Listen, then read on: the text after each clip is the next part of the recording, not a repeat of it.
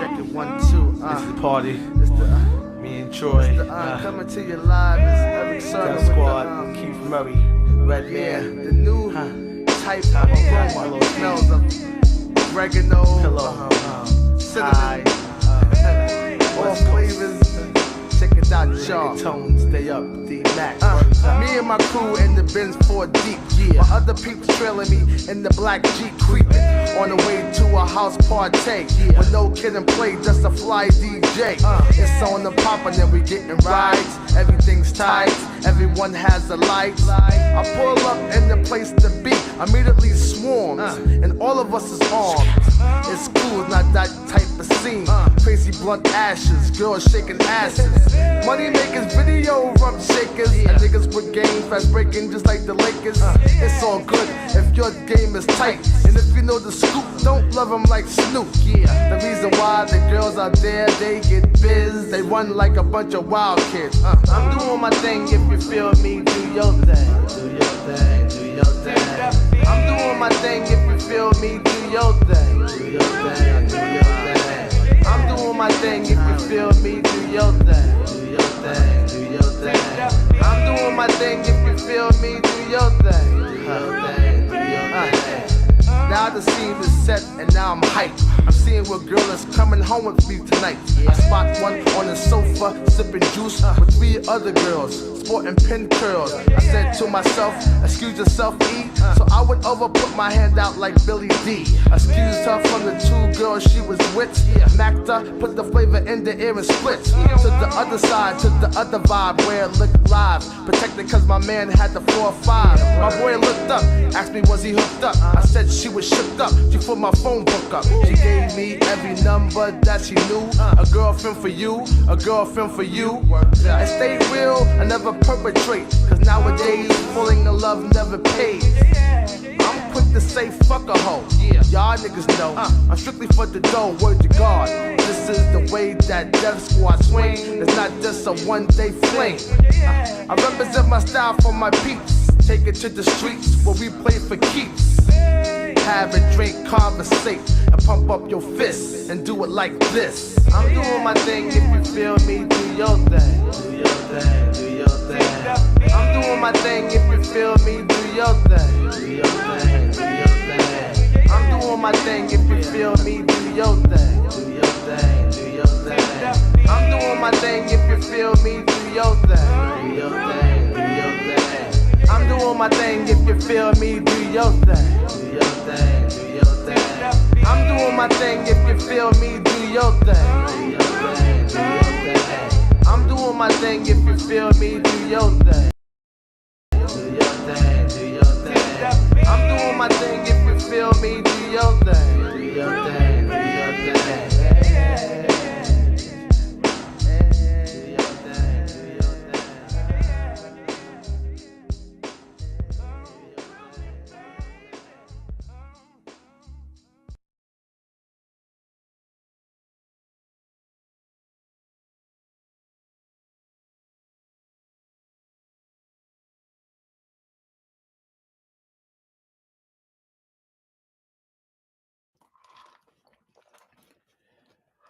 Let's do a mic check. Are we here? They like, Wyatt, your screens be looking crazy here lately. Let me fix the screen if you guys don't mind. Let me maximize this thing out. My apologies. Got a lot going on. Hold on, let me put the comments up. Got a lot going on. Ooh, boy. What's good? We're going to jump right into it. Short show today. Where do I start? Hey, listen, man, I promise you, I know I say this a lot, but I wasn't coming. I wasn't coming on. I promise you, if it wasn't for my wife, if my wife wouldn't have said, hey, go ahead, I really what's good, Jack said here. I ain't studying twin. Talking about excuse. If you knew what we had to go through to be here, you wouldn't be that way. You'd be like, oh, Wyatt, man, bro, I appreciate it. I appreciate you. But let's do a sound check. Let's make sure we good. Are we good?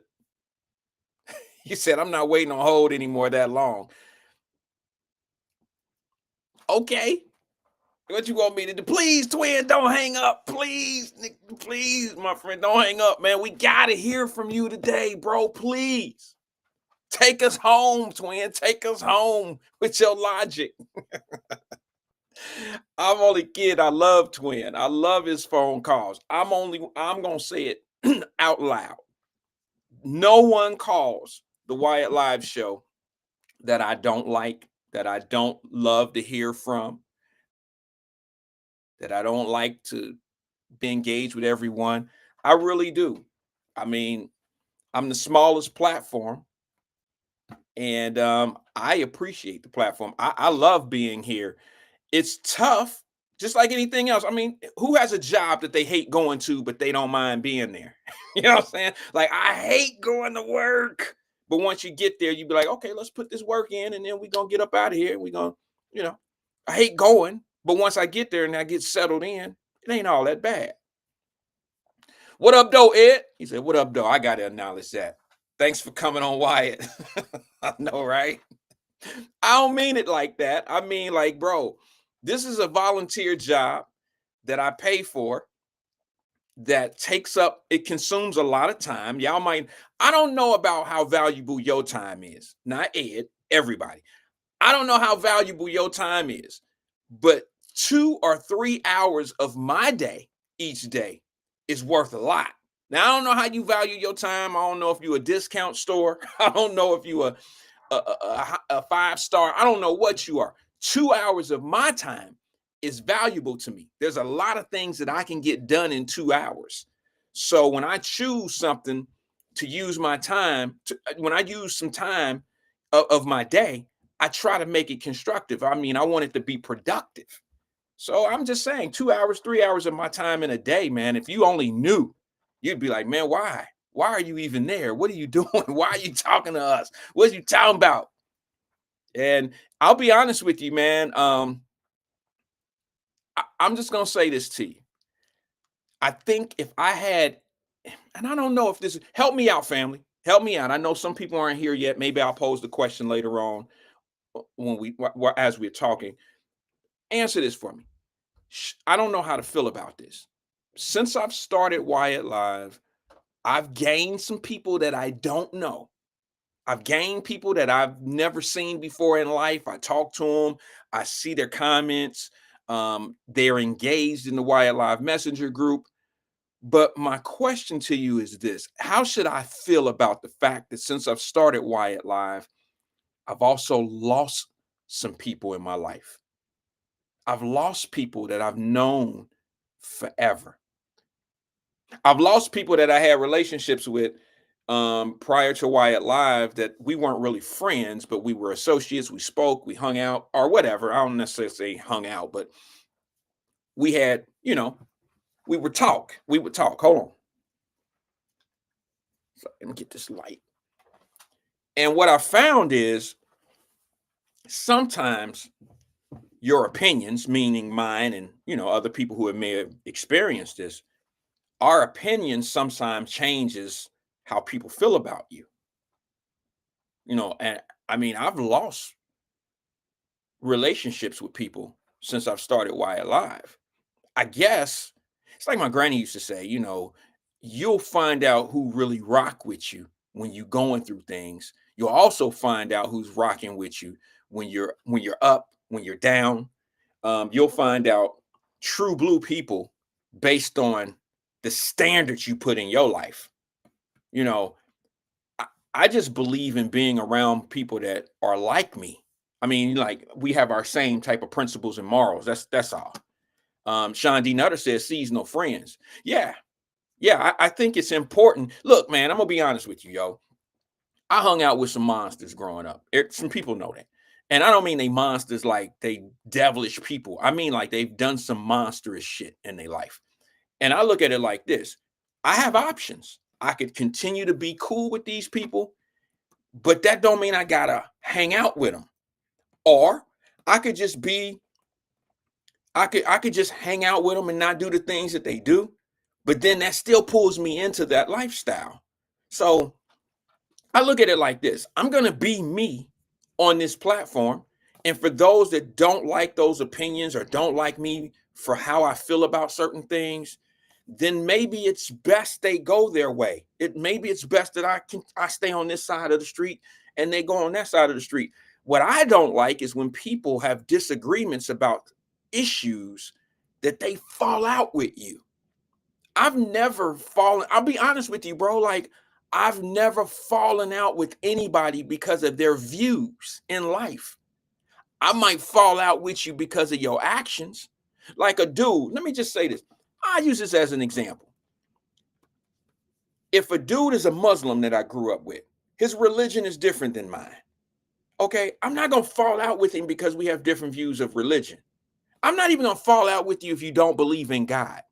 All right, I'm not going to like hate you. I might not understand how you're moving. I might not agree with your choices. I may not agree with that, but we went to Sands together. We went to Washburn together. I can't just lose all of that history that we have with one another. You smoke crack, I don't. That don't mean that I can't say what's up to you, dap you up when I see you on the block. chose to smoke dope.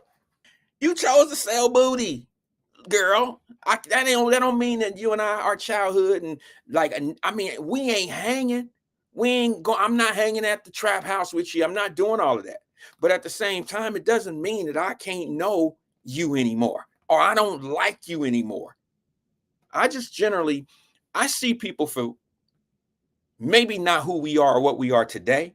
I remember you as who you were when we were cool. All right. So if I knew a dude that ended up smoking drugs, doing dope and shit like that, but we grew up together, those are my memories of you, bro. I'm not judging you because of the decisions you made, or I'm not going to look down on you because you chose to do what you do. Smoke your head off. If that's what you want to do that. But my memories of you can't go away. I'm not going to discredit the time we spent together as we played basketball or been at the Boys and Girls Club together. Bro, look, those are my memories of you. We're going to leave them right there, but we ain't traveling together and doing nothing together because we just live different lives. Our decision making is different.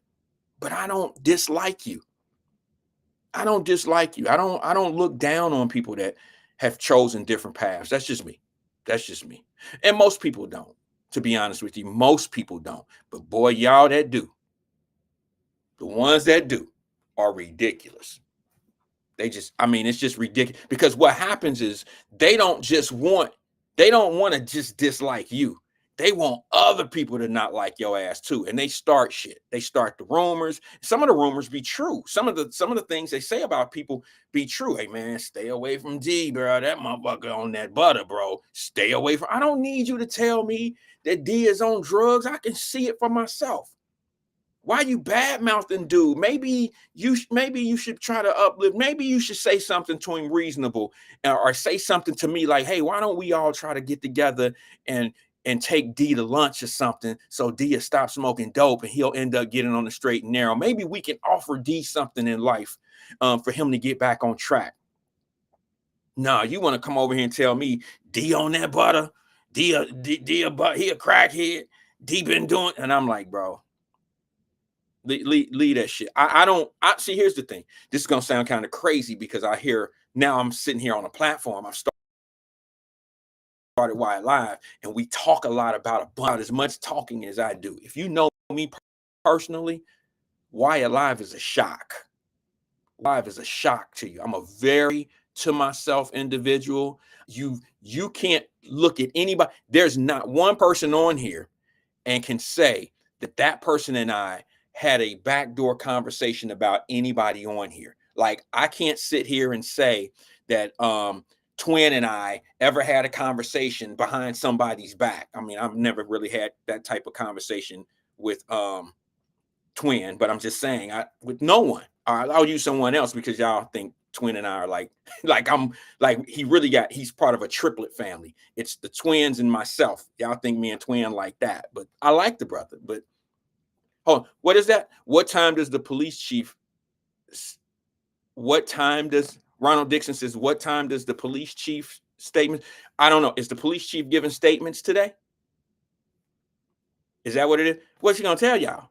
She ain't gonna say nothing different than what you've been hearing. I mean, I'm just the same shit I've been telling you here on this platform for years. Oh, wait a minute, hold on. Somebody else, a different messenger is now telling you the same thing that I've been saying here for years. A different messenger is saying it. So now you're retaining the information and now it means something. It means something. Got it. I understand. I'm sorry. I didn't know what it was. Huh?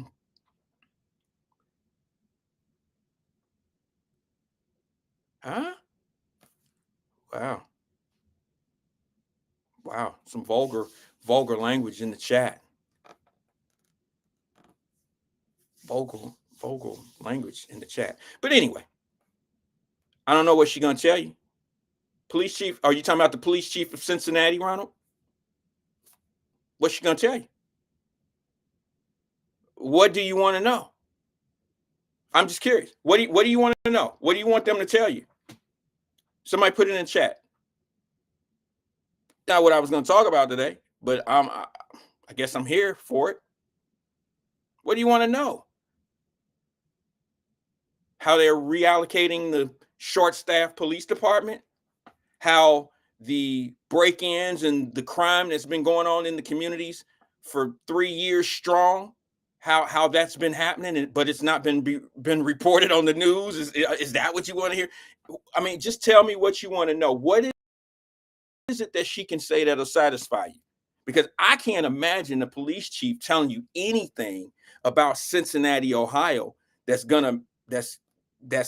something we haven't talked about or we don't know. Is she going to tell you that they're dropping criminals off in the community and they're letting people fight it out? I don't know. I don't know. I'm a little lost. What are you waiting for them to tell you? That people are breaking in the cars to steal guns and they're leaving everything else. They're just breaking in the car surely just for guns. Oh, wait a minute. She's going to tell you that there's a gun problem in the city of Cincinnati. Got it. We got too many guns on the street. Oh, okay. Ronald said on the Hinton case. Okay. Makes sense. I don't know if I can cover that. I don't know much about that.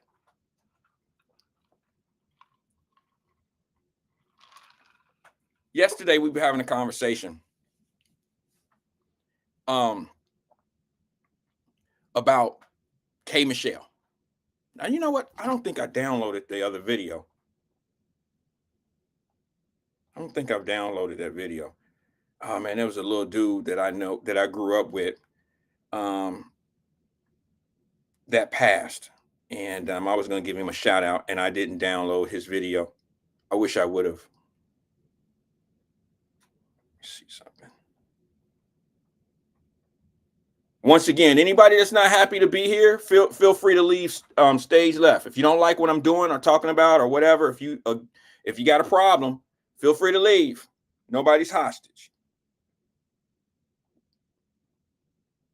Redias. Shout out to Redias, bro.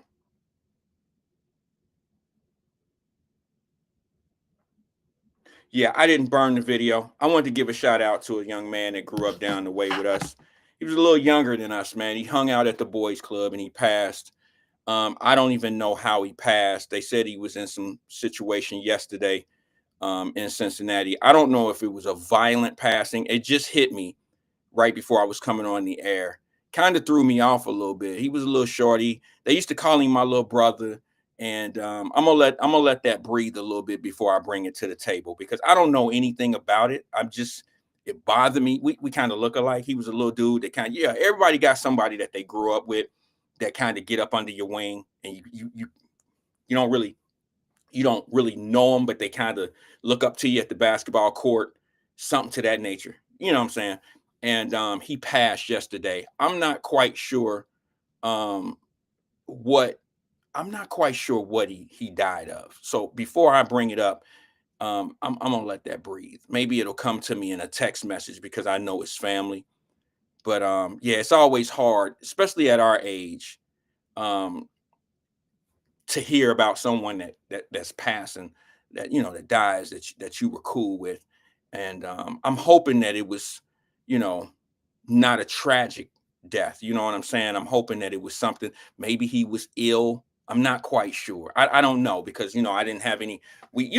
Everybody you grow up with is not somebody that you keep up with. They don't keep up with me. But not everybody that we have love for, we know about. We don't know how they move in every day, and then when something like this tragically happens, you just be like, to me, I don't know. I don't know what happened. So I don't want to say tragic. I don't even put it out there like that. But to me, I'm a little lost for words, because the young man was a pretty good dude.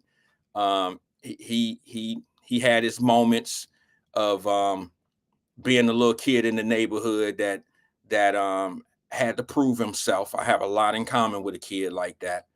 And I'm gonna let that go. If you guys don't mind, just forget I even mentioned any of that. It happened. I got a text from his family, and that's what made me open up this conversation. But I don't know enough about what happened for me to even have a conversation about it.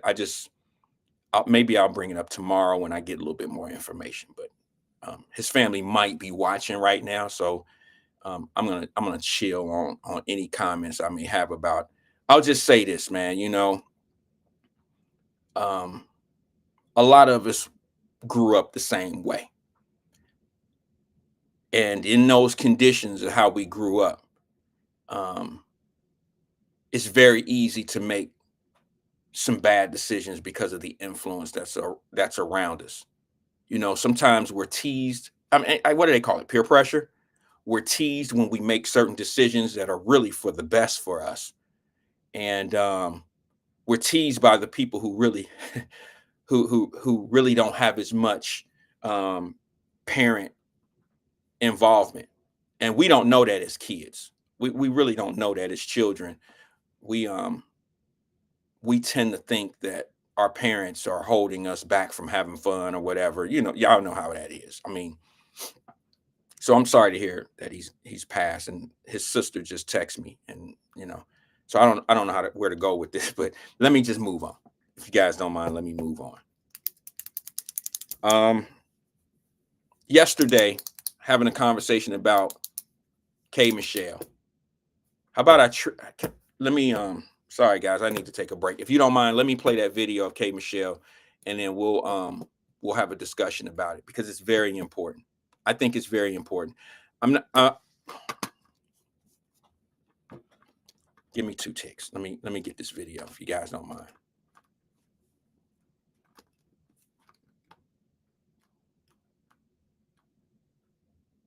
I think we watched half of it yesterday. And for those that may have missed it because it was at the end of the show, I'll just play it from the beginning. We watched about 2.5 minutes of it yesterday. Some heard my my breakdown of what I thought about it. It's K Michelle with Cam Newton, and she's talking about Black men and being responsible husbands, family-oriented men. Now, let me just say it like this. She's talking to Cam Newton. There's a lot going on in this conversation. She's not the woman that she says men are supposed to be. She ain't saying it like that, but she don't realize that she is the epitome of what's wrong, to be honest with you, with a lot of the ladies out here. That's my opinion.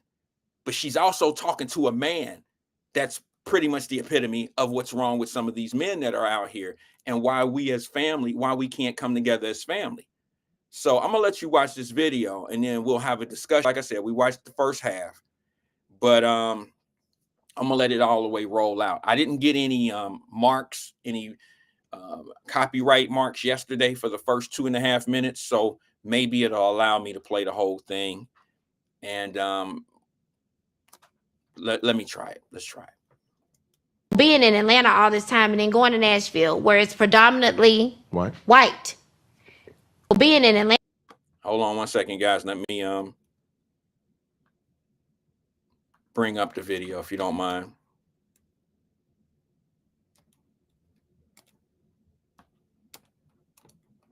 Man, this new shit is crazy.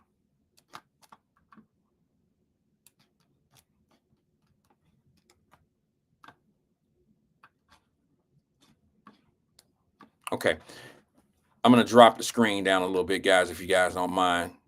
Bear with me.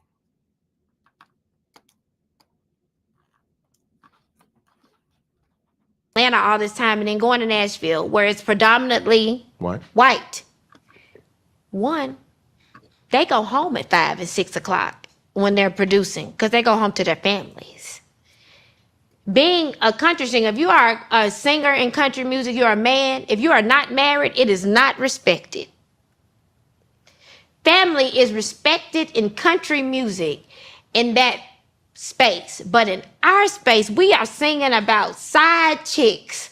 We are glorifying a lot of women. That's not what happens in Nashville. You can't call a woman a bitch, a hoe in Nashville, because they'll never even listen to your music, and your professional career will suffer.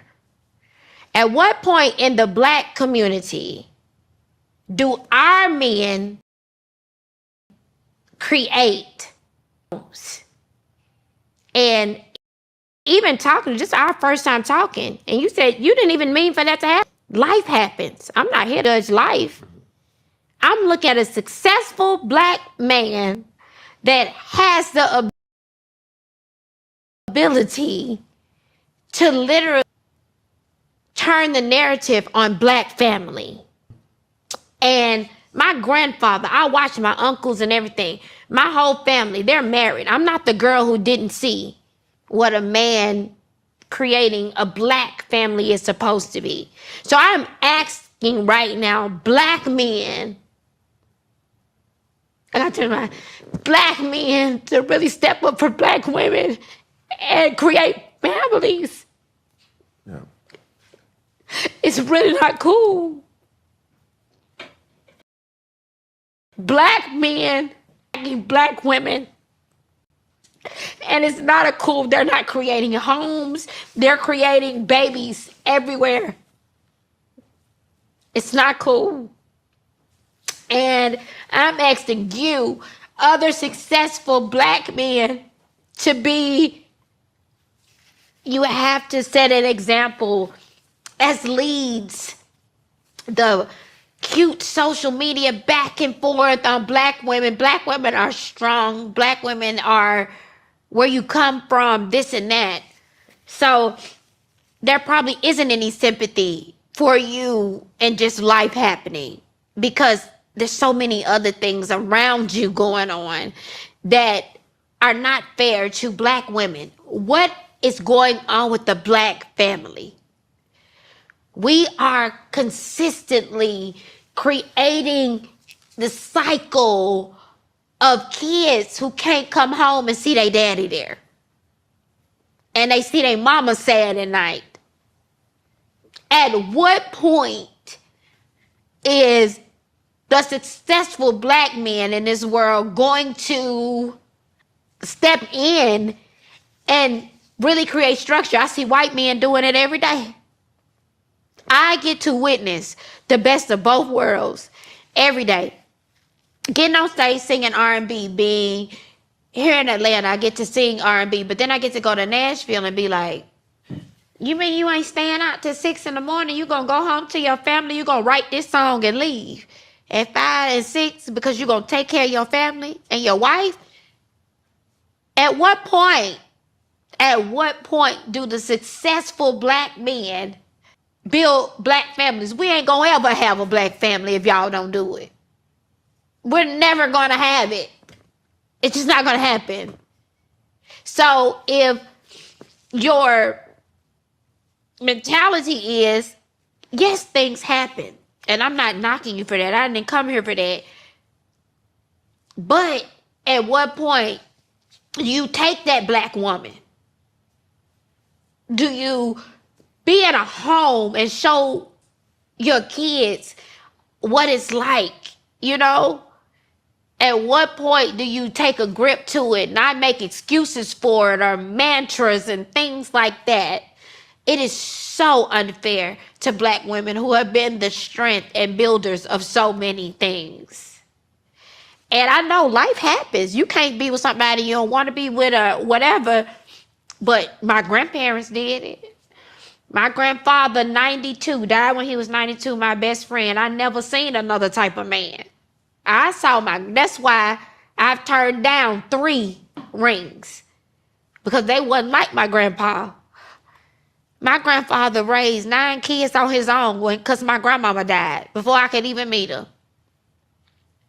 What point are our black men going to stop the bullshit, the social media shit and all of that, and build black homes? If we don't build black homes, we can't depend on white folk to build black homes.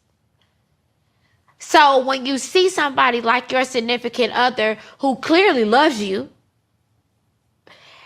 and it's all these black women rooting for her, rooting for you. They want you to build a black home. That's their anger. They don't know you. They can't judge you for anything else. They want you being who you are, being attractive, being successful.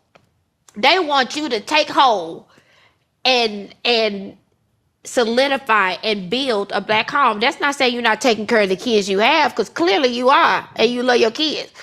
Taking care of your kids and building a home is two different things. At what point are we going to stop these back and forths? Oh, this type of woman don't say nothing to me about that. Well, guess what? You're just weak. Like, you want a strong woman around you. And I'm sorry, like, black women have just, that we get copied from hair to body to everything. Black women are the most unloved individuals in America, but the ones who have built. The most mimicked. Most mimic. Good or bad mimic, you know? But we looking to you. We looking to you.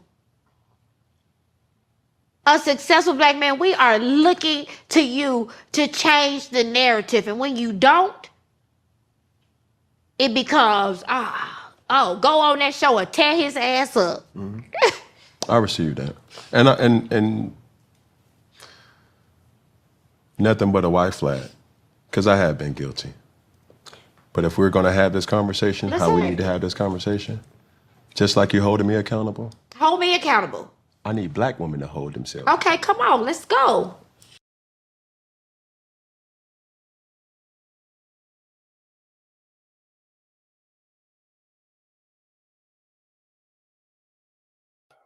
Mic check. I don't know. Okay, I made a comment. Mic check. Hopefully I'm good on the mic. I don't know. Okay, I said something about this yesterday. I'm still where I was yesterday on this topic, on this whole thing. I agree with K. Michelle to a certain extent. I do believe that what I said yesterday. Here's the problem that I have. K. Michelle is not she's not the best messenger for this. Like I said yesterday, I got a problem when people look at a small group of dysfunction and they paint the whole situation with a broad brush and they say black men. I got a problem with that. Okay. Unfortunately, what we tend to do is we tend to speak from our point of view, from our perspective, from our experiences, and we say it, we spit it out in a way as if it's representing the entire universe. Okay, like that's why I always say things like, well, where I'm from, how we did things, and what I was used to, and from my experiences. I always emphasize that before I kind of get into something, so some people won't understand it to be an attack for the overall. This is an attack from K. Michelle for the overall. Y'all might say, well, Wyatt about to do some of that, it's about him shit. I'm just going to ask you a question. How is a black man, I'm taking K. Michelle's words. How is a black man, such as myself, supposed to interpret that of what she just said? How is a black man who is scribed? I personally, and a few other people here on this platform, I am everything that she described a black man should be.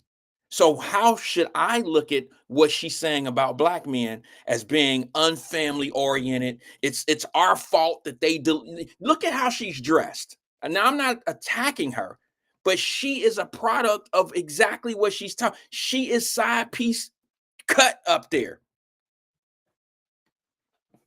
She's sitting there looking like every black man's fantasy. Like, this is what you do. You get on Instagram as women, y'all show your body, you give all this sexual tension out here to guys, and then you say the guys ain't nothing but dogs. You sing songs about heartbreaking situations, but yet you sleeping and you entertaining all these ballers, and the ballers are an example of what all men really want. Think about that. Men want I'm talking about what's out there in society. Men want nice, fancy looking women. They want these fake ass, classy ass women. I'm just saying. And then you represent that, K. Michelle, as being high quality, nice clothes, hair done. And then you tell men that they aren't shit for chasing women like you when it's a ton of you. Maybe what I'm saying don't make sense to probably women. Men know what I'm talking about. But I'll go back to my original question. Do you really think, K. Michelle, do you really think all black men are what you describe? What about us who are actually everything opposite of what you just described? How are we supposed to interpret what you just said and respect it? But yet you're part of the universe of that shit that you're talking about. Yet you're the prize to those dysfunctional ass men. You've been on Love and Hip Hop. You've been on all these fake ass reality TV shows, perpetrating and coming off as being one of those type of women that we desire, that we will put on a side piece note. You know what I'm saying? Y'all know what I'm talking about, bro. All I'm saying to you is this. Respectfully, I agree with K. Michelle. She's just the wrong person to deliver the message, just like I'm the wrong person to deliver some of the messages that I've delivered on this show. I'm just the wrong person. I get it. Don't mean I'm wrong. Don't mean I'm right to everybody. It don't mean K. Michelle is wrong. It don't mean that she's right to everybody. But now let me express something to you about this, and then I'm going to go to the phone line.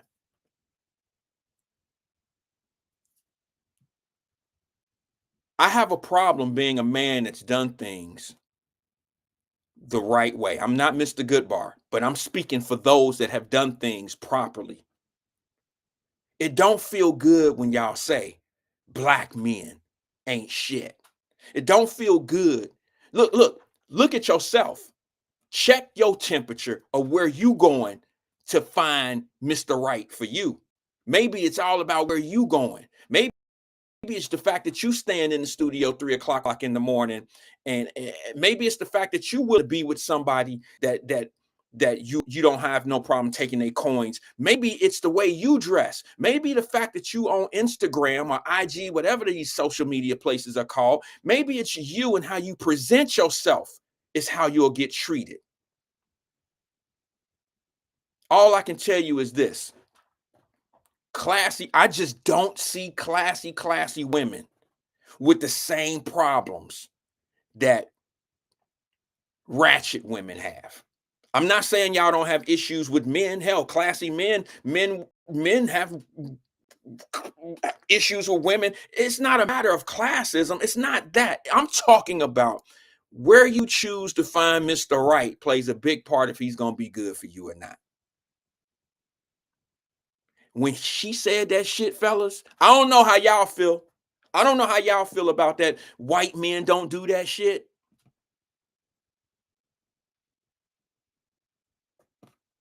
That ain't what white men do. White men be taking care of their families. White men don't have side pieces. White men don't visit brothels and buying a bunch of ass on the streets of LA.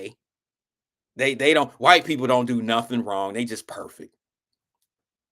It's the toughest thing in the world to be a black woman. Well, this black woman just described everything that's wrong with the black community and put it all on black men. And the reason why I see some people in here, the reason why Cam Newton, the quarterback, didn't say anything is because he's exactly what I've been talking about, trying to raise kids with a child support check. What do you have, like 8 kids, 9 kids? It might be more than that. He might be at double digits. He's on some shit like Nick Cannon.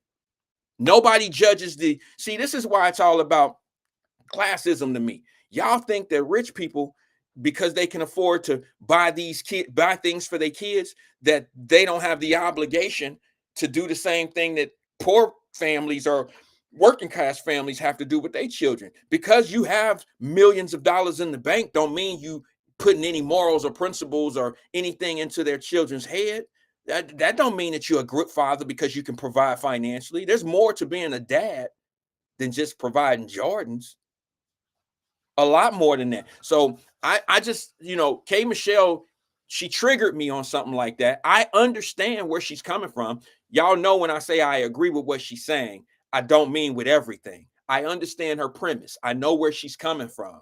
But K Michelle is not the one to deliver. Where's her husband at? Oh, she's been heartbroken. Imagine that. Coming out on stage, big asses, chest all over the place, half-ass dressed. What kind of classy man do you think you're going to get? What real man wants a woman like that? A lot of people thought I was crazy when I was talking about Sierra. What's his name? The Wilson guy, his wife, Sierra, the singer.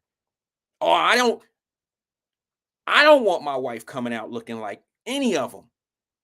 But at least Sierra's married. At least she's married to a guy and they have a respect. I can't tell him how to dress his wife or how his wife should be dressed. I can't judge it. I can't say nothing about it. But my wife would never come out dressed like that because she knows that would be disrespecting me as a man. That's all I can say about that. As far as K Michelle, I agree with where she's coming from, but it takes two to make a castle. A king and a queen both have to have king and queen behavior. A dusty ass, ratchet ass girl can't be out here looking for a king. You're going to find yourself with a joker. You're advertising for a joker. Pick me, pick me. That's what you're advertising for. And when you end up with a joker, don't put that joker behavior and call it king. There ain't no kings out here.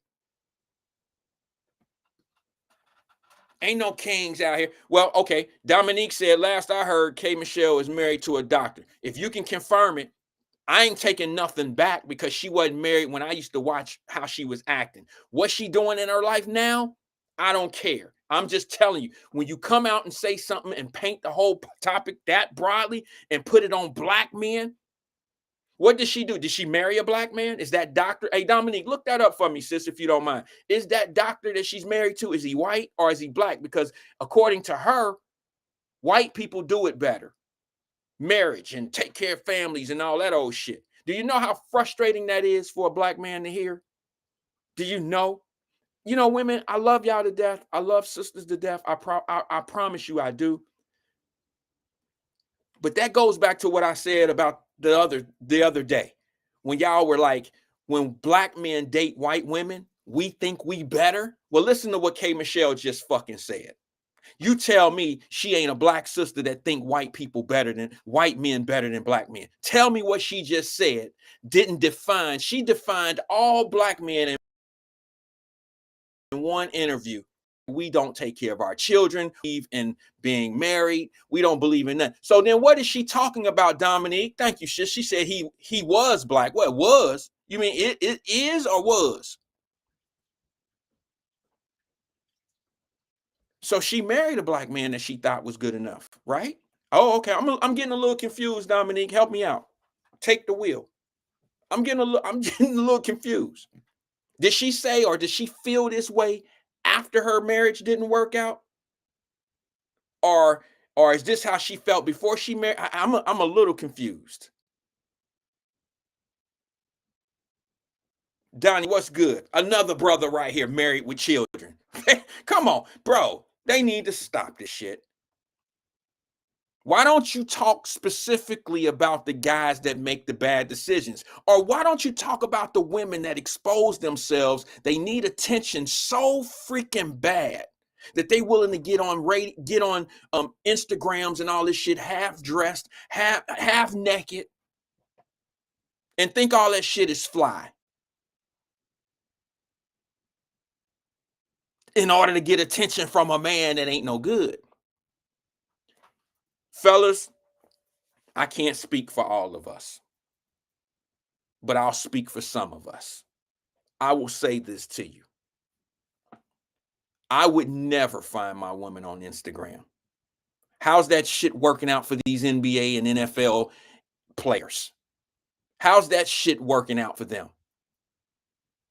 One day you see him. I mean, how's that shit working out for Shannon Sharpe? Didn't he find her at the gym and she's a what you call a model? What do they call fans only and all that old shit? How's that shit working out for those guys that find these type of women? So in my eyes, a woman that who puts herself out there, she's advertising to be a certain type of woman. She's going to attract a certain type of man. And chances are they're not going to be in a healthy relationship. Chances are, he's going to end up being categorized just like what K. Michelle is calling black men. She has a point. I understand the premise of her argument when she says we need black men to be more family oriented.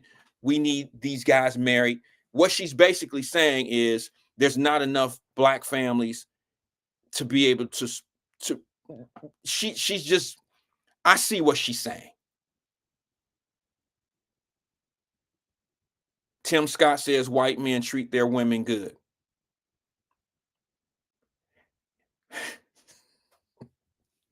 I should call my wife right now. My wife don't do social media. She don't do all this shit, but I should call my wife right now. Because I'm the type of man just today said, hey, babe, you want to go to Vegas this weekend? Babe, you want to do something? What do you want to do this weekend, babe? What, you want to just stay home? You want to grab a movie? Let's do a pizza night. I don't know how many women I know that, I don't know how many men that I know that don't treat their women like that. Like, I didn't know treating your woman good or bad was a color thing. I really didn't know that. I didn't know that white men treated their women better. See, that's why I don't understand that concept when people for decades have been saying black men who date white women think they better. I've never understood that.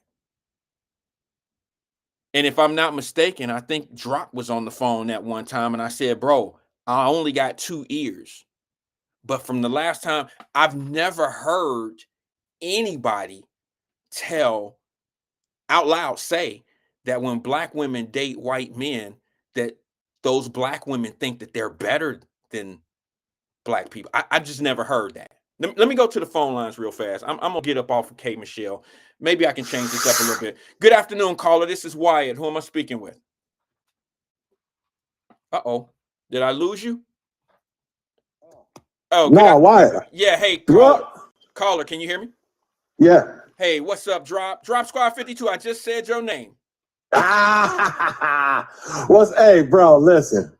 You gotta also add, like when Fame called in, he got all the AKAs, also known as, I only got one. Okay. Because most people in the chat, because you got a lot of new people in now, bro. You building up some listeners here, my brother. No, thank you. Appreciate it. Okay, so, but a lot of the OGs in the chat, like Dominique, Raz, LaDonna Howard, they know me as Drop Squad 52. Yes. But when I got banned on YouTube during the first Trump administration, when they was just killing everybody on Twitter, I switched it up and I became Black Not Democrat.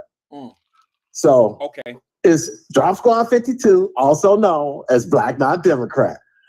What up, Wyatt? I'm chilling, man. How you doing today? I appreciate you giving us a holler. I'm doing good, bro. I just got back from doing my 4 miles, and I said I was going through my YouTube because I'm on YouTube more than I am on regular TV. Okay. And the algorithms had you on my timeline, right? Okay. So let me see what Wyatt talking about. So I turned it on, and K. Michelle is speaking to Cam Newton on 4th and 1. Yeah. So it was like maybe about the last 10 minutes of it. Okay. And then you started your commentary. So I didn't hear what she said prior to me tuning in. And you kept mentioning it, and I wrote in the chat, Wyatt, some people just joined the show, so maybe you need to refresh what she said. You later on did it. Later on you did it. You finally get to what she was saying. But it sounds like what I was what I called you about the last week, when we were talking about black men dating white women and black women date, K. Michelle just confirmed what I was saying. Okay. Help me out. Because I do remember vaguely, I remember our conversation. That's why I brought your name up, because I said, damn, I just had a conversation with Drop last week.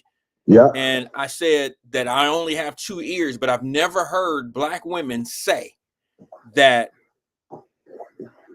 Okay, I always hear them say black men who date white women think they better than us. Okay, I've always heard that. You know, they think they don't like black people because they think that, you know, the prize is the white woman. I've always heard that, but I've never heard black women, or those same people that say that or believe that, I've never heard them say that the black woman who ends up with a white man, she thinks she's better than black people. I've never heard that. But you know, hey, what were you saying? What point? Why do you think she made your point?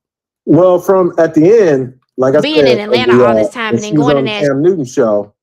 You cut the clip when Cam said that women have some accountability in this too, and K. Michelle leaned in and said, "Okay, let's go," and then you cut it off. So well, that was the end of the clip as I had it. I didn't have anything else. Okay, but right. I get it. I get it. But anyway, the clip ended. But see, I can tell you right now what Cam was going to say as far as black women as well as black men need to be held accountable for the downfall of the black family. Because here's a statistic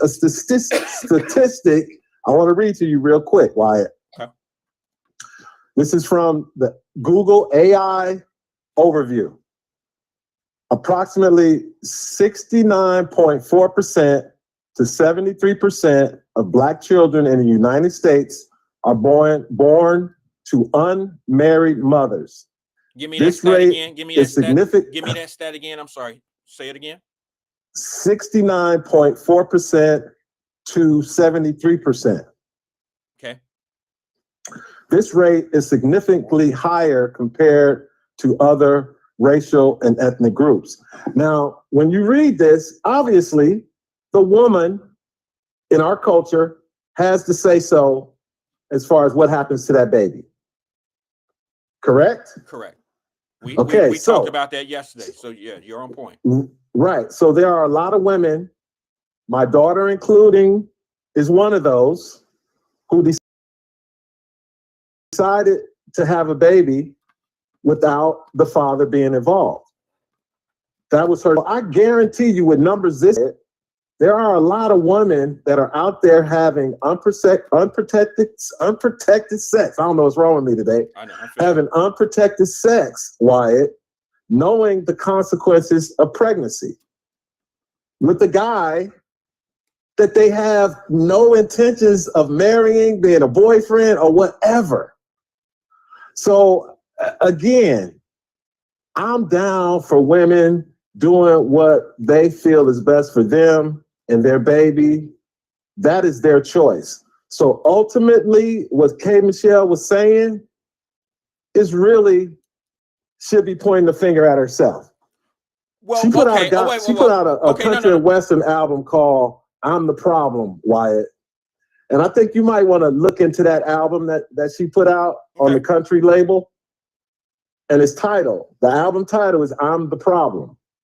So again, K. Michelle has had a long history as far as entertaining the black community. So again, maybe she's just getting a little wiser, Wyatt, and she's got a platform to say all these things. But the fact is, the women have all the power. It's the power of the P, baby. Wait a minute. Are you suggesting that they have the power of being able to terminate a pregnancy? Or are you talking about they have the power to create the black family. They hold all the power. Because you remember there was a day when a large percentage, and it was probably pretty much close to the percentage that we have of women having babies that aren't married, where if a man got a woman pregnant, that was automatic, that was a family. They get married. Yeah. You remember that time? No, I remember. There was a that. time like that. I remember that. So again, I'm not mad at K. Michelle. I'm not mad at you for what you're saying. because you are one of those black men who have created a black family.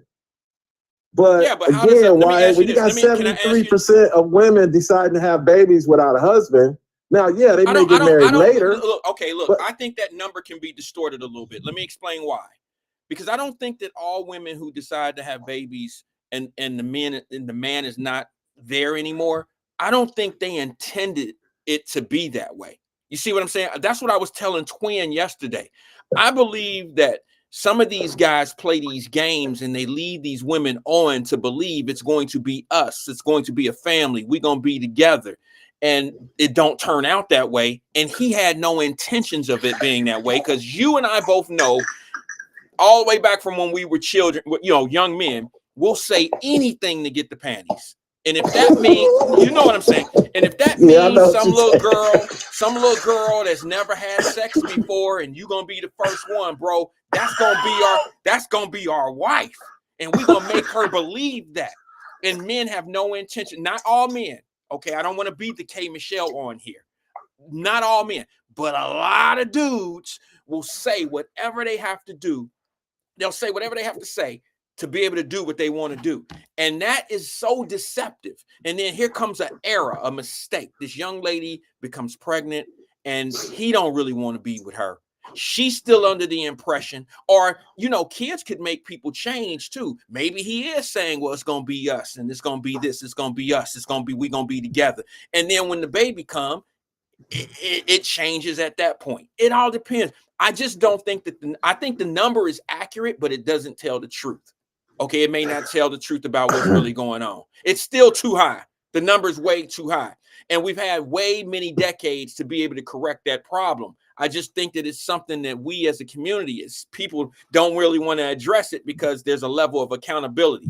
We got too many people who are raising little boys who say whatever, and we got little boys that never had a father themselves, so they don't know how to be a father, and they don't want that responsibility, or they take it the way their father took it and ran off and did whatever they wanted to do. My father had multiple kids drop when I was born. I mean, at the same time, I got a brother that's damn near a year. We're within a year of one another. See what I'm saying? And then I got younger brothers and sisters. I'm talking about these are with other women. I got some brother. This is gonna be fucked up. All right. And I'm not the only one. I'm attacking and not understanding my point of view, or think I'm bitter for no reason. If you want to call me bitter, there's a possibility that I could, because of how Papa was a Rolling Stone, it's a possibility that I can end up, that I could have dated one of my sisters one day for all I knew. You see what I'm saying? Like he had children out there that I don't know them. You see what I'm saying? I don't know them. Right. So I'm just telling you, and I know I'm not the only one. I'm not the only one that's lived that type of life where, shit, man, your daddy had so many kids, you don't know where they at. And you don't know, you could be at the skating rink at Golden Skates one day and that's your sister and you don't even know it. Right. That's hey, bro, it's wicked out here sometime like that. I mean, why it is, but again, two things can be right at the same time. I agree. Because one person can see a glass half empty, another person can see it half full. Okay, so because of the way your father was, you made it a thing in your soul to be different from him. That was the driving force to you creating the beautiful family that you did. Okay, so again, when I was 20, Wyatt, I had a baby coming from Detroit, right? Yeah. And this is 1980, right? Jobs weren't shit coming off of Jimmy Carter, just going into Reagan. So I get a young lady pregnant, right? And it was, she initially agreed to an abortion. Okay.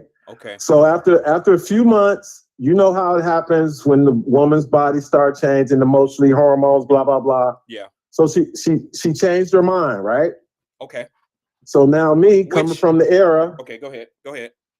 Coming from the era I came from, born in 1960, I knew I had to take care of my child. So what I did, I joined the Marine Corps. Okay. In September, my daughter was born in October. That next summer, I told her, my daughter's mother, I said, look, why don't you come out here to San Diego? You know, see what it's like. I can show you what the military base is like. We can get married. Okay. Wow. Obviously, Wyatt, she said no. Okay. She said no. Fast forward. Okay. 30 years later, may she rest in peace. 30 years later, she told me she was just scared to leave her mama in Detroit. She knew she should have did it. She knew she should have married me. Can I ask you a question about that before you go on? Because I want you to finish. This is a great story. It plays into exactly what I was talking about yesterday. But can I ask you a question about that young lady, if you don't mind? Sure. Because it sounds like you remember everything. Because that sounds like one of the most, like, that experience is something that you'll have for the rest of your life. Like every detail will be part of your life until the day that you pass on. But let me ask you this, until Alzheimer's kick in. Right, one or the other. But you're gonna have it with you forever. Let me ask you this, bro, and I think this is important. That girl, that young lady that you said you had the baby with, you say she didn't want to leave home from her mother? Yeah, okay. She was 1 year older than me. Okay, let me. I was 20. She was 21. Okay, where was her dad? Her dad was in the house. Okay, so her mom was in the house. So she had both parents. Yes. So why did she not want to leave home? Because of her mother? You sure about that? Or yeah, her mother wasn't in good health. Okay. Okay. And that's a little bit different. Yeah, but it wasn't like different. She was bedridden or anything like that.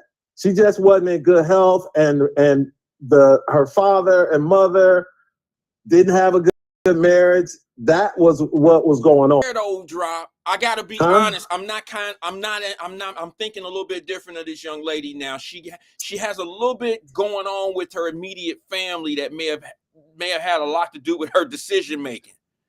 In that, do you understand? Well, yeah, obviously, yes, of course. Okay, so I thought that you. That's automatic. Okay, no. Wait. Were you thinking? I was thinking. Hold on, I don't want to talk over you. I know. I'm sorry, bro. Let me just say, yes, I was thinking something because you didn't put it out there. You didn't have things going on with her immediate family. It almost sounded like you were basically saying she didn't want to leave her mom because she was like a homebody or a mama's girl or something like that. I didn't get that she was gonna take care of her mom, and her mom and dad were in a bad relationship. There could have been some abuse going on. She didn't want to leave her mom. She didn't want to leave her mom because of the abuse. She didn't want to leave her mom because she was ill.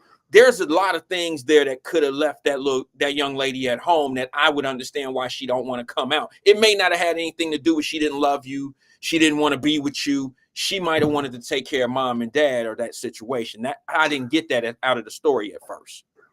Right. Okay. Yeah, of course. That's the conclusion you would come to from me telling the story, because the only other conclusion would be she didn't want to be with my black ass. Right. And see, see, that's how women are today, though. But see, again, like I said, at the time in 1980, things were starting to change for black women being heads of household.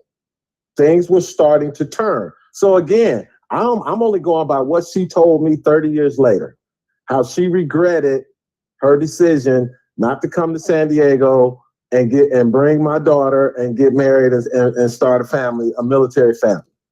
Okay.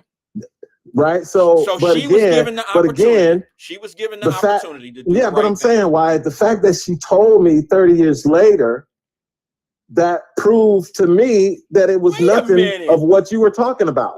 Wait a minute. Wait a minute, brother. Are you saying that she didn't tell you those reasons back then? She told you 30 years later? Right. So she just said no. Back then, it was like, no, I don't know. I don't want. Okay, well, let me think about it. And it wasn't a straight no. In the beginning, because remember, I'm in San Diego, she's in Detroit. Right. So things had to be timed up and everything. I'm you bring it more into the story than needed to be. But no, I'm not. The reason, I'm okay, let me tell you why I brought it up. Okay. Let me tell you why I brought it up. The reason I brought it up is to show you the mindset of the black man in the black culture at that time. How I was raised. Great point. How we had community. It was different then. Great point. Now it is totally different. And I'm telling you, the evolution as far as black female economic independence with the government's assistance, black men almost became irrelevant when it came to family planning. Yes. Because back in my day, you get a woman pregnant, the marriage thing is going to automatically come up. Yes. That was just the norm. That was the norm. That was right. The norm. That was the norm. Like I said, the numbers were probably close to this women having babies that aren't married. So again, like I said, I hear what K. Michelle saying. I hear what you saying. Let me ask you something, brother. Are you suggesting, because this is a great conversation, I love it. Let me ask you, are you suggesting that the young men that that get these young ladies pregnant these days don't even offer up the opportunity to marry them? Is that, I mean, I think we kind of know the answer to that. Well, see, again, okay, to Cam Newton, when Cam Newton said women have some accountability. Who knows if Cam Newton tried to marry some of these, the women who gave birth to his children, and they said no. See, that part is very seldom spoken of by women like K. Michelle, who have these platforms now and out here raising these kids by themselves, because the days of grandma raising kids, that day's over too, Wyatt, and you know it. Yes. That's it, over. So again, man, because again, I was born in 1960, you were born in the 70s. Most of your audience were probably born around the same time period. But this younger generation who are listening to the podcast that these black entertainers and athletes are hosting, it's going to start to turn, Wyatt. It's already beginning to turn. Turn in what direction? I'm talking about the resurgence of the black family. Oh. It's starting to change. Okay. Slowly, because these black women who have the financial means to raise a child without a man's support, they aren't yearning for that family. That's what it is. So hopefully it'll turn, starting with your children's generation. I don't know, bro. I'll be honest with you. I kind of hear my daughters talking about, I mean, they talk about family, they talk about getting married, but career has been heavy on their mind because of the education that they had, you know, the field that they're in. So I'm just being honest with you, bro. I don't know where my daughter's going to end up when it comes down to this marriage thing. I know they want to get married. I hear them talking about it, even with me sitting there. You know, I hear they want to have children. I hear that. But they're also putting their careers before I even started. That's the conversation they've been having here lately is, you know, I don't want to be 40 when I have my first kid. I don't want to be 35 when I have my first kid. I don't want to see, I'm starting to hear that. But and I do hear a little bit of, I want to be married by the time I'm such and such age. I'm starting to hear a little bit more of that. And I'm happy about that, because what I don't, you know, what I don't want my daughters to do is I don't want them to be out here and make the mistake that a lot of women have made. And it's just as I'm sitting here, we are two men talking about mistakes that women make. But I'm just saying a lot of them have made the mistake of waiting too long to try to get into the family game. You know what I mean? Okay. Yeah. I know what you're saying. But again, before I go, shout out to Anthony Prosper, shout out to my main man, Fane Rothstein, aka Malcolm Excellence, aka Mr. AKA, because I think looking at his comments, he might want to call. So all I got to say, Wyatt, my daughter, who was born in 1980, had her son at 37. Right. Okay.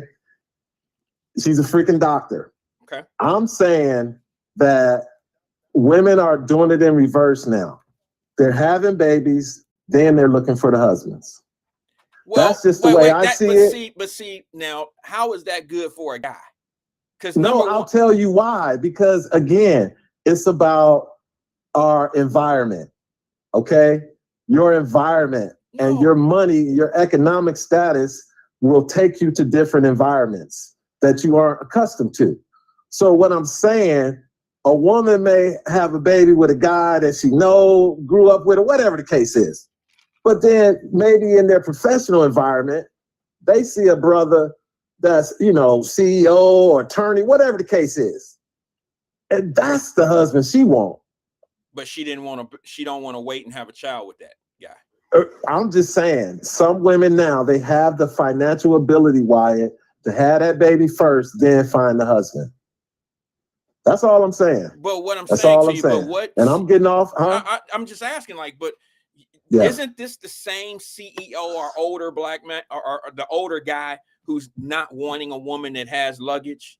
I mean, isn't that what they say? Like, why would I? Most guys, I mean, I'm not saying this like this is something. Some guys have options, and in their options, their selections are generally they're trying to find women that don't have children, which is hard to find. I mean, in most cases, let's be realistic. That's one of the things that make men not want to really be with women, because they have children outside of them. Like they don't have, like, I'll be honest with you, people gonna trip out when I say this, but the truth of the matter is, Drop, every time I dated a girl before I got married, if she had a baby, that just let me know she was having sex. I never took a girl serious that had a child. I was never going to be with her. Like, you know what I'm saying? I never told her. Yeah, of course. I never said, oh yeah, we're going to get married one day. We're going to raise your child. I never had that energy, bro. Never. Right. I just knew that a girl, and this is bad, but I'm 17, 18, 19 years old.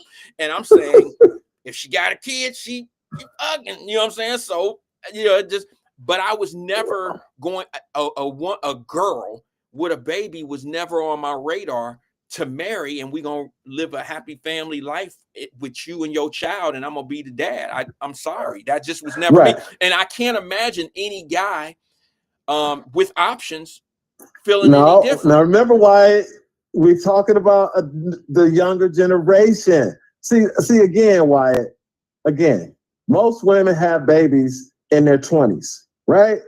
For the most part. Okay, but most women don't become successful, professionally until they're in their mid to late 30s. Okay, so I'm saying, if your child is 7, 8 years old, everything is cool. You just don't have a family. But you get older and you want to start a family. Let me read this, because you still have babies with your new. Yeah, but that's what I'm saying. Yeah, but that's what's changing your generation. Maybe you think that's what's changing. It is. I see it on social media. No, this is how you end up with a woman that got 3-4 different baby daddies. No, I didn't say that. See, you adding shit to it. I'm not. I'm giving you reality. Okay, let me just read this one comment. Jerica said, I don't know how women who seek to be single mothers, but these are perspectives from men, coming from men. See, I understand that. I'm not right, because the men, Jerica, the men are the fathers of these children. So we have a perspective. See, that's what I was saying earlier, Wyatt. Men have no say, so women have all the power. It's the power to pee. And on that note, dropping science to anyone who wants to catch. Bro. Call in, fam. Yeah. All right, later, Wyatt. All right, brother. Thanks for engaging with us. Yeah, no problem. All right, brother. That was Drop Squad. Look, man, I understand what he's saying. I just don't agree with it. Look, I got daughters. Maybe they don't have those conversations around me. I think that one of the deterrents that women have, and this is just my opinion, okay? This is not if someone disagrees with me, we ain't gonna fall the fuck all the way out. I just think that women that have children, that's one of the deterrents that keep men away from you. They'll entertain you. They'll spend some time with you. But I don't know a lot of men who have choices, who want to adopt a made family. Do you understand what I'm saying? I don't know any men that, and then here's the other thing. I have heard, like I told you, I've gone on the air and told you, sorry about that, guys. You know I'm back. I've had some situations where I had some girls I grew up with. I got 2 girls that I grew up with, 2 different states, same perspective, excuse me. Both of them said the same thing. Both of them had babies by guys that they had no intentions of being with. But guess what happens? Now you got babies with kids. I mean, you have babies, and now you out here in this world, and now you looking for a man, and you already have a family. She has a family already. Most men don't really want that because number one, I hate to say it like this. A lot of these dudes ain't even taking care of their kids. And when they don't take care of their kids, what woman wants a man? That man don't qualify for a woman of the caliber of what Drop was just talking about. These women had a financial means to be able to take care of their own families. I'm not disagreeing with that, Drop. They do have the financial means. A lot of women make more money than men. It's not about that. Men don't want that responsibility. Shit, he could have kept that responsibility with the woman that he had, with the child that he had with her. He could have been doing that if you look, man. I don't know how to describe this. All I can tell you is maybe from what I've experienced in life and who I am and what I've dealt with, a woman, and ladies, I know y'all know that I understand how you end up with a child on your own. I'm talking about how the relationship is done before y'all even get, before the child is even born sometimes. I understand all of that. But I was never a dude. I'm just going to be flat out honest with you. I was never a dude that had a girl on my radar for her to be my woman. Like she going to be she going to be my wife one day. I've never looked at a woman that had children and said that was going to be it. I don't know what kind of men are out here. These young boys, obviously these young guys are not marrying these women. Nothing's changed. It's only gotten worse because those numbers have stood stagnant. What did he say? They use the number across America of 70% of these kids are born without a father. Single mother homes. Okay, single family homes. So it hasn't gotten any better. It's gotten worse over the decades. All right. So I don't understand where Drop is saying it's changing. If it's changing, that means the statistics, the stats would show a different number. It hasn't gone down in 20 years. It's only gotten worse. So I don't know when it's going to change and show the proof of change. But as of now, I don't notice any change. And I do see that you still have women and men having babies out of wedlock with multiple partners.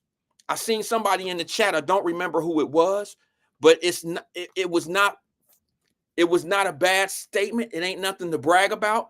But they said they seen a dude that had 3 different women pregnant in the same year.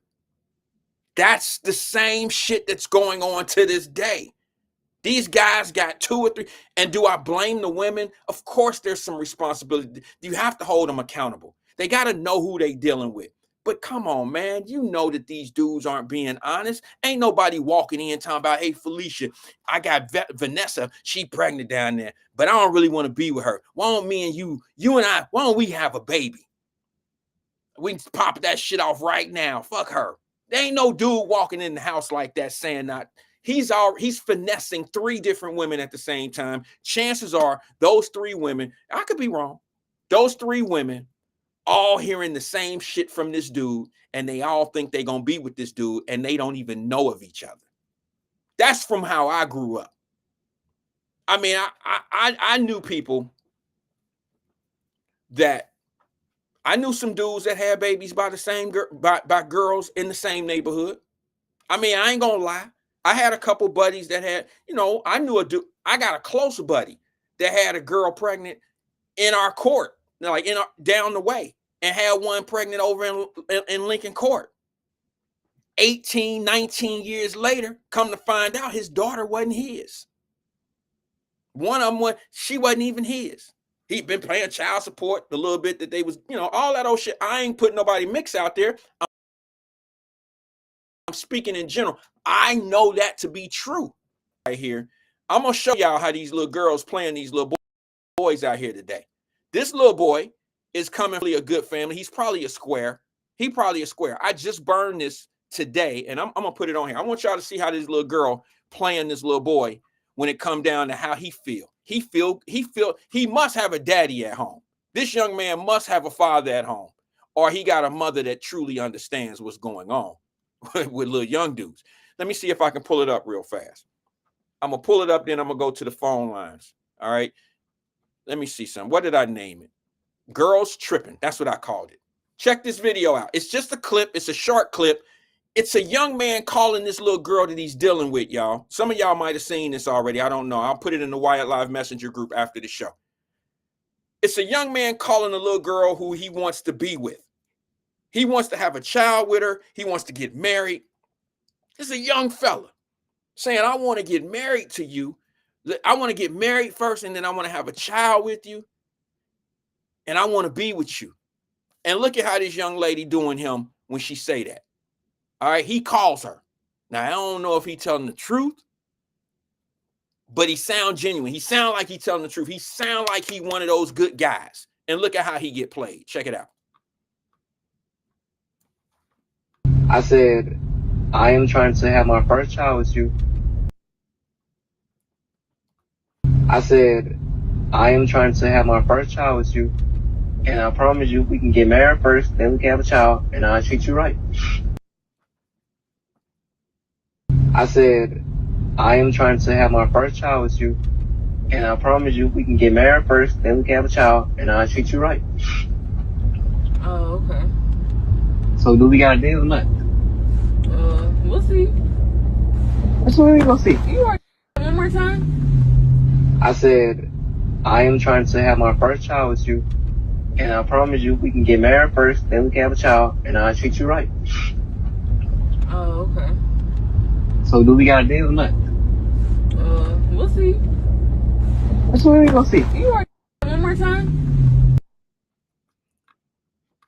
I said, I am trying to have my first child with you. And I promise you, we can get married first, then we can have a child, and I'll treat you right.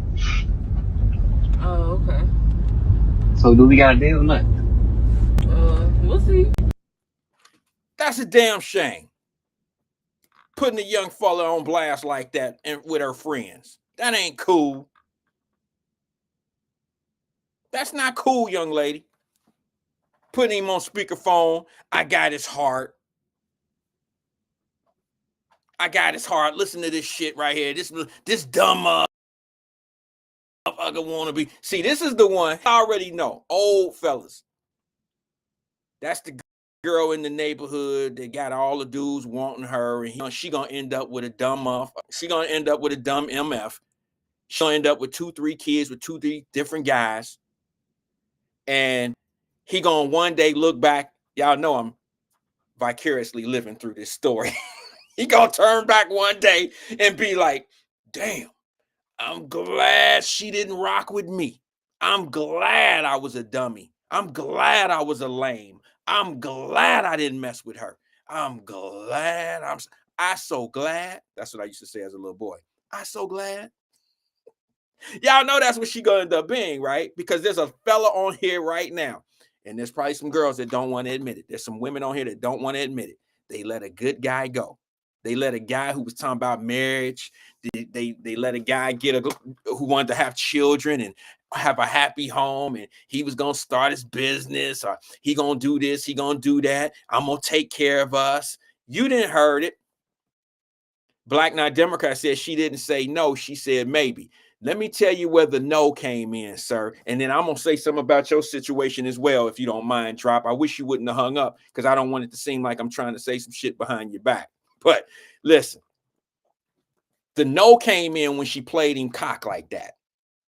When she exposed him to all her girlfriends, because they ain't going to never tell her, girl, you better keep him. Girl, you better stay with that. That's what you want. Now, they going to clown her. They going to clown her because they don't have nothing like that. That's a rare gem to have a young man to call you and be like, hey, I want to marry you, and then I want us to have children. That's a high expectation from a kid, a young man. How many young men you think running around here telling these younger, that wasn't part of our fucking game? I ain't never told no girl I'm gonna marry you, then we gonna have babies. I ain't never said no shit like that. I'm not just being honest with you. I don't know if they cut them like that anymore. But I can tell you one thing, she gonna end up with the dude, Ricky with the pretty hair, and he gonna stomp down on her ego. He gonna stomp down on her self-esteem. He gonna stomp down on her. They gonna end up, because her friends ain't gonna do her no better. Because her friends should have been like, oh, you shouldn't even be doing him like that. That's a good dude. I wish I had a dude that came and told me he wanted to marry me before we start having sex. Or before we start having babies, because I don't know. They could be having sex and you know what I'm saying? I don't know. I'm just saying. How many young men are out here saying that to these young girls? See, that young man, I can guarantee, I got a feeling that he has a conscious mother, or he has a family, he has a father in his life, because that's the type of shit right there that fathers teach their sons. A good father. I told my daughters a long time ago, don't bring no babies in this house, but here's the thing. I believe this, whether we want to admit it or not, whether you think I'm right or wrong, I personally believe every father knows what type of child he has. I think mothers do too, but I'm speaking from a father's perspective. If you raise your daughters, you know what kind of daughter you got. You can just look at how she dressed. You can tell how who she hang out with. Everybody know who their children are. Just like when when they be, I didn't know he was in them streets, and I didn't know, man, he did all that shit and I didn't know. If you didn't know, it's because you didn't want to know. And every father know if he got a fast ass girl, or if he got a bookworm, or if he got a bookworm that's a fast ass part-time girl. We all know who our children are. You can tell if they get tattoos, if they get piercings. You know, watching your daughter, who she's trying to impress by the things that she chooses in her life. Certain tattoos, certain piercings, certain things. She ain't doing that shit for other little girls. She's doing that shit to show off for somebody. Most people in young age show off for the opposite sex. Like, I don't know too many little girls out here trying to rock shit, making themselves look like they kept. You know what I'm saying? Like, that's what they used to call it. The old heads used to be like, these women out here trying to look like they kept. I don't think young girls trying to do that. A young girl is the type of person that these days is like, I get my own money, I do this and this and that. Back in our day, little girls used to flex like men was buying that type of shit for them. Today in 2025, these girls are more on I get my own. I can buy my own this. I can do this. But y'all still got dudes that do the phone bill, electric bill, and I get it. The game is what it is. But I'm just talking about these young girls today are so that, like Rob said, he had a point. They'll have a child and then wait for a man to come along later on. Me, I'm saying I would have never been an option for a woman that did some shit like that. I didn't want a made family. I wanted to make my family. I didn't want one coming at me with children and then I'm gonna have a baby with her. No, I don't want no damn Brady Bunch. I don't want no mixed up ass family like that. That was me. And you know, here's the thing. It's all about patience. It's all about patience. And came to the conclusion that I'm gonna find a woman that believes in the things that I believe in. And I didn't even try to find my wife. It was a mistake. It was an accident. See what I'm saying? And I don't know if sometimes that's the best way to do it, to be honest with you. God blessed me with something. But, you know, I had so many before her that I passed up on and was like, nah, this shit ain't going to work. This shit ain't going to work. And my biggest thing was this. I'm going to say this and I'm going to leave it alone. I'm going to go to the phone line after my last statement. I've said this on this platform before, and I'm going to stick with it. I hold dear to this statement. It holds dear to my heart. I always tell my daughters this. I tell any nephew, anybody in my family that values my opinion. If they ever bring relationship situations to me of who to choose and who not to choose, and I met this girl or I met this guy, the first thing I tell them to do is, if you really into this person, you got to get to their house. You got to meet it. You got to go meet their mama. This is for my fellas, for the young shorties, my young guys. When they ask me, here's my thing. You got to go home. You got to find her house. You got to get some way. You got to find your way into that girl's apartment or her home some kind of way. You got to see her mama. Her mama is who she is and who she gonna be. I always, y'all know, I told y'all I had this one little girl. She lived in like out the skirts out of Cincinnati. She was a beautiful little red bone. I told y'all, a little light-skinned chick. I told y'all that one day I took her. We went to the show. We did a lot of things. We went to Coins. Back in the day, y'all remember Coins. And when I walked in there, another dude pulled her. You understand? And I was like, oh, okay. This is the last time. Like he pulled her. Like I could tell she was connecting with him. Or I don't know. I ain't mad. I'm not mad at the game. I'm not it for her. You know what I'm saying? I never took shit like that personal. Like, oh, shit, okay. Okay, I see what it is. Found out from her own actions. But then I had this other little chick that I met her mama. And we was kicking it. Doing things, going to Kings Island, doing shit, pulling money out my pocket to be able to do some things. You know, I was liking her. Got to her crib. She stayed with her mom. And I met mom, and that was the end of me and her. I walked in there. Mama was smoking a cigarette on an oxygen tank, cussing and fussing and shit. Nah, I'm cool. This is the last time this chick gonna ever see me. I'm gonna break it off easy by just not saying shit. That's sorry. That was me. Mama was a representation of what her daughter. And that, look, the little girl was cool. She was nice. But what I seen too much of her mama. And I could be wrong. She could have been the perfect person. I doubt it. But once I seen mom, how she was all fuss, you know what I'm saying? No, fellas. And like this young man that I just showed you that video on, that little clip right there. If that young man continues to date that young lady and he's talking about, well, let's get married, then we can have some children. If he's saying that and she playing him cock like that, guess what? Chances are mama act just like that young girl. Mama is probably somewhere on that young girl's shoulder, brain. She's somewhere. Mama is, she's a mirror of her mom. I could be wrong, but that's generally how shit work out. That's generally how things work out. You can tell a lot about a child by how their mama act. You can tell a lot about a young man by the way his family is put together. Like if his daddy is there, you probably gonna have nobody's perfect, but you're gonna probably have more of a solid young man. That's why I said the young man that called and said, hey, I want to have kids and then I want to get married and then we can have kids.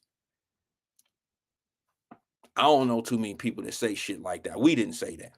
We didn't say that. Let me go to the phone lines real fast. Let's clear up the phone lines. Got a couple calls coming through. Good afternoon, caller. This is Wyatt. Who am I speaking with? Hey, this is CK, brother. CK, what's good with you, brother? How you feeling? Hey, man, that was a great call you showed right there. I think that breaks through a lot of barriers. It shows that some people are built. It's like it's not about each. It's about who you are. See, he a guy that don't want to play. He found number one. Babe, I want to marry you. I want to be with you for the rest of my life. You talking about that clip, CK? Yes. Okay. I'm sorry. Go ahead. He want to be with that woman for the rest of his life. You see what I'm saying? I hear you. So now that's why I'm so proud of Travis Hunter, the cornerback, the Heisman Trophy winning cornerback. Good point. I'm so proud of him. He got married before he even received one paycheck. That's how you do it. That's called commitment, Wyatt. I'm so proud of Travis Hunter out of Colorado, Deion Sanders. Good point. Good point. He did good. Touche. He don't want to hit the vagina without having a ring on it. But well, I don't know if he's probably already hit the V, but I'm just saying. No. He don't believe in that. Now he's a man of integrity. I never heard any of that, so I can't deny it. I can't. I can't deny what you're saying.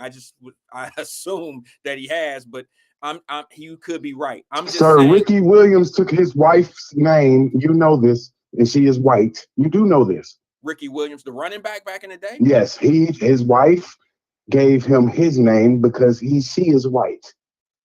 His wife gave her name. There it is. Okay. I don't know about that. That's what I'm saying. There's another one. I'm not saying that you're wrong once again. I'm just saying I don't know if I would go for that, but okay. So these young men already know. We know, like I told you, your daddy teach you how to cheat. Maybe his daddy taught him how to get married. Maybe so.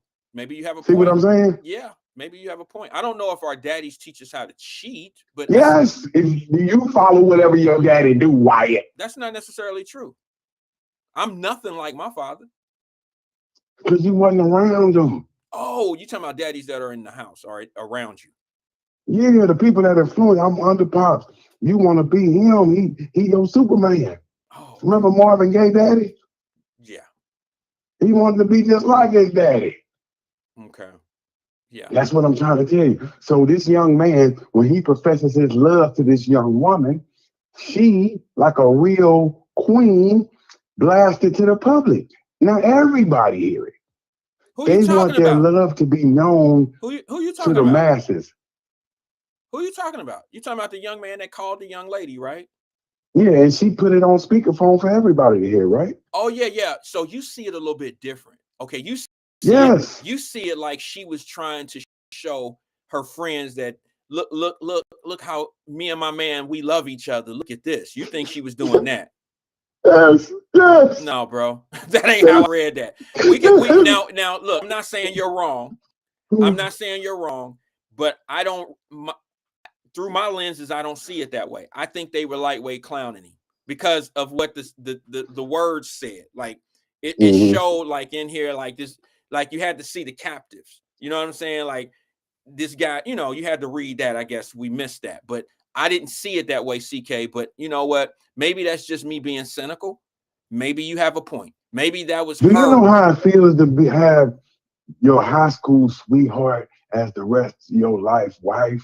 Do you know how that feels? Well, let me ask you this: if when he said all of that to that young lady, why wouldn't she give him a definite answer if she was proud of him being that assertive and showing his love? Why wouldn't she say, "Well, absolutely, Ronnie. Why, absolutely, absolutely, CK. I can't wait for us to get married. Let's set a date." No, why would she be laughing and showing her friends and clowning him like that? Well, that's what led me to believe that it was, you know, she was clowning him a little bit. I have a direct answer for that, sir. Okay. She's young, she's naive, and she's full of joy. She pulled a catch. I didn't see joy there. I didn't see joy. I seen, look at this bullshit here. This motherfucker. I'm gonna have him buying me something here in a minute before. Oh, you don't think she's with the program that he's settled for her? You don't think she's with that game plan that he laid out for her, the bliss? No, I don't. You don't think she's with it? I think he's more into her than she was into him. Oh. Because number one, I don't know if I had in my day. Okay, now you're talking a long time ago, but I'm just saying, CK, I would never put my woman that I love on a speakerphone while she's spilling her heart out to me and be bragging to my fellas how I got it. I wouldn't. You're a man. You're a man, Wyatt. You're not a woman. That's what women do. Women do all that. Yeah. That's women characteristics. Yeah, sir. But you know what? There's also a characteristic in a woman, CK, and they ain't gonna like when I say this, but they hate on each other so hard that I would never expose how great things are for me. Men hate on each other too, but women, I guarantee you, when she got off the phone with that dude and he said all of that, I can guarantee you there was one little girl with her wig on. They mad now that I said that. Did you have to see the video? You see all of them got them same type of pat your head ass wigs on. But one of them said some hate shit. Like, he's soft. That girl, he's soft as hell, man. You need to be with Gerald. Gerald is the mother. Gerald don't do soft shit like that. That's what I'm saying. But that's what I'm saying. When where it backfires is you putting your girls onto a good dude. So yes, now they're gonna pursue him. The girls in the those people you listening. got another good point. Yeah, you got we right together on this. Because we be different, but that's what I'm trying to say. Now they looking like I want to, just like you said. I got that. You know, we want. Oh, I want. That's the type of dude I'm looking for. Exactly. The dudes I got is smashing out everything he sees before they going north. Exactly, and as a, get a bit different. Like this is me. I can't speak for every guy. This is just what I've experienced. CK, I've never dated or been with any of my friends' girlfriends. I've been one away from one of my buddies. I've never you know, I'm not saying that I ain't never But seen. they want to be with yours, though. But they want to be with yours. Tell the truth. Don't forget it. Don't finish the whole part. But they still will go behind you. But I won't be behind them because I'm the champion. I'm the star. Well, Y'all want my leftovers. I don't want nothing of what y'all had. I don't look, bro. I'm gonna be honest with you. I don't want anybody. What do you call it, leftovers? I don't want anybody's leftovers. But at the same time, bro, I kind of expect the same thing from any of my buddies. Like if any of my buddies was with any of my exes or anything like that, I would feel a certain kind of way about that. Hell yeah, I have a relationship with your wife as your wife. So that means if I try to date her after y'all get divorced, I always monitor her. Tell the truth, Wyatt. Well, tell the truth, Wyatt. I'm about to tell the truth. I think you have a point, but I don't know if that, I don't think, maybe if, you know, like, from what I'm hearing in the news, Kobe Bryant's wife is pregnant. And I think she's pregnant by somebody that was cool with Kobe. Now that wait, now listen, that doesn't mean that he had a thing for her when Kobe was alive and they were a couple. Yes, it did. No, yes, it don't. No, it don't. That's no, not change the narrative, sir. No, it don't. It don't necessarily you mean that. Sick scoundrel. I'm gonna defend something that I just said I would never do, or Lucifer, I don't. Lucifer, go ahead. No, and I don't want to happen to me. The reason why most people end up cheating with people like at work or cheating with somebody's ex-spouse, not ex, but their spouse or something of that nature, you know, like your friend's girl or some shit like that, is because one of the hardest things in the world for people to do is to meet new people and then start getting into a physical relationship. You know, it's easier to have a conversation and to know somebody when you've been knowing them. Like, I don't know how to directly, I don't know how to describe it all the way. But when you work with somebody, you get to know them and you see them every day. You see the different outfits that they wear. You see them on a regular basis. You see their consistency, okay? And you fall for that. And then they get comfortable with you. You get comfortable with them. And even though you're doing something wrong, it becomes a little easier. Versus going out trying to find a brand new situation. You don't know them. They don't really know you. That's a lot more work. So I can see how somebody like Kobe Bryant's wife would end up with somebody else because somebody that he knew, that they all knew, because of this reason. Maybe they spent family vacations together and he knows that she's a good woman. Maybe knows that he's a good man. And I could see how that could, well, I could see how it can possibly happen. It doesn't necessarily mean that he's always been waiting for his opportunity to get with her. I don't believe that's all. No, I don't believe that. The treachery, like you said. Once me and you have this relationship, sir, I'm listening. I cannot be with her. Okay, let me give you a true story. Okay. This what happened with my family, right? But I'm gonna give you the scenario. Say I'm in your house with you, right? Your wife in the bedroom, right? We get to argue about something. You know what I'm saying? We get to arguing about something. Your wife come out the bedroom and defend me, the guest. Like, oh, CK got a point. Why? He got a point. Boom. Do you know that's the beginning of the ending of the relationship? Because you done messed up so bad. You done made our friendship is over. That's the type of shit going on while people fall out. See what I'm saying? Once I did that, now you don't even like me no more. You like, damn, you made my wife you'll start something else. And that's why you get alienated out of the family for stuff like that. So the family, your wife would defend more than you, and you my family. That's how I go. No, I understand what you're saying. And what's crazy about that, CK, is I kind of agree with what you're saying, as crazy as that shit sound. But now let me say something about that, if you don't mind. Okay. I've been in a situation more than once where a woman has told her man, you need to act more like him, meaning me. And he's come back and told me. All right, she didn't say that shit around me. She said it to him to be hurtful, I think, because I'll just be honest with you. I believe women use words way stronger than they could use any type of weapon against you. I think words hurt more than a gun, okay, or a machete. Oh my God. I think so, bro. I think that women understand that, and they use. I mean, it's just like if you use your highest, you use your most powerful arsenal, your gun. You use what you can, and women use words. And when if a woman tells their man that they need to be more like CK, or need to be more like Wyatt, or need to be more like Preston, or you know what I'm saying, or Drop Squad, you need to be more like him.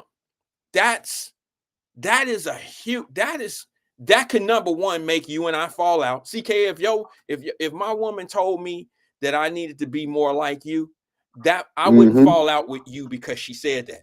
But men are so mentally immature sometimes that some men would say, CK, my wife told me I need to be more like you, bro. She don't know you. Right. She don't know you, and blah, blah, blah. Or do she know you? And then you and I gonna fall out because of some shit my woman has said to me about you. Now, honestly, I personally have been involved in a situation like that where I can tell a friend of mine didn't like the fact that his woman said some things about me that made him look not so good.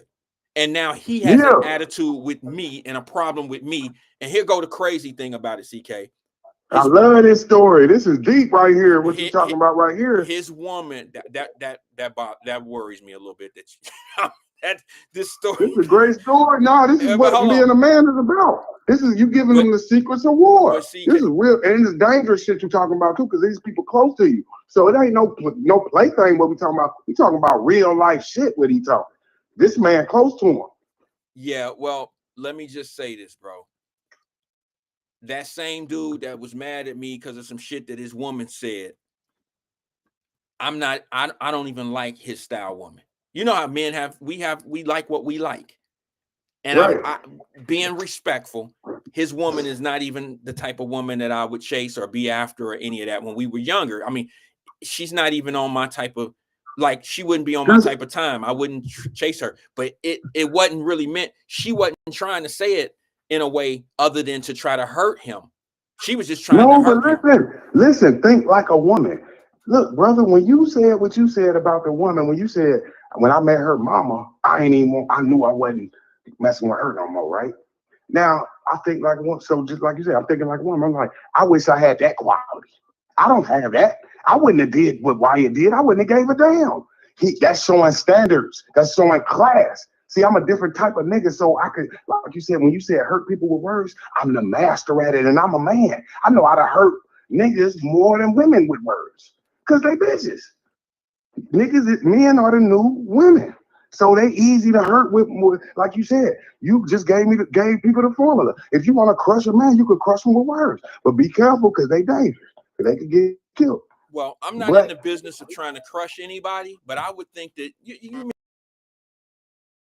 may have a point, but I would think that also that, women with words as well, they do it all the time. I mean, you're gonna get crushed. You gonna get, what can you say? You can't do nothing. Listen, she could destroy you with her actions and her words. What can you say to a woman? Well, you could turn her against you. Yeah, you could turn her against you. Yeah, you could lose your wife forever with some words you say, but I don't think your words can compare to her words. Well, I don't know. All I can tell you is this: men tear women down emotionally and take their self-esteem away all the time, and they usually do it through words. You see what I'm saying? That's a manipulative way. I think it goes both ways.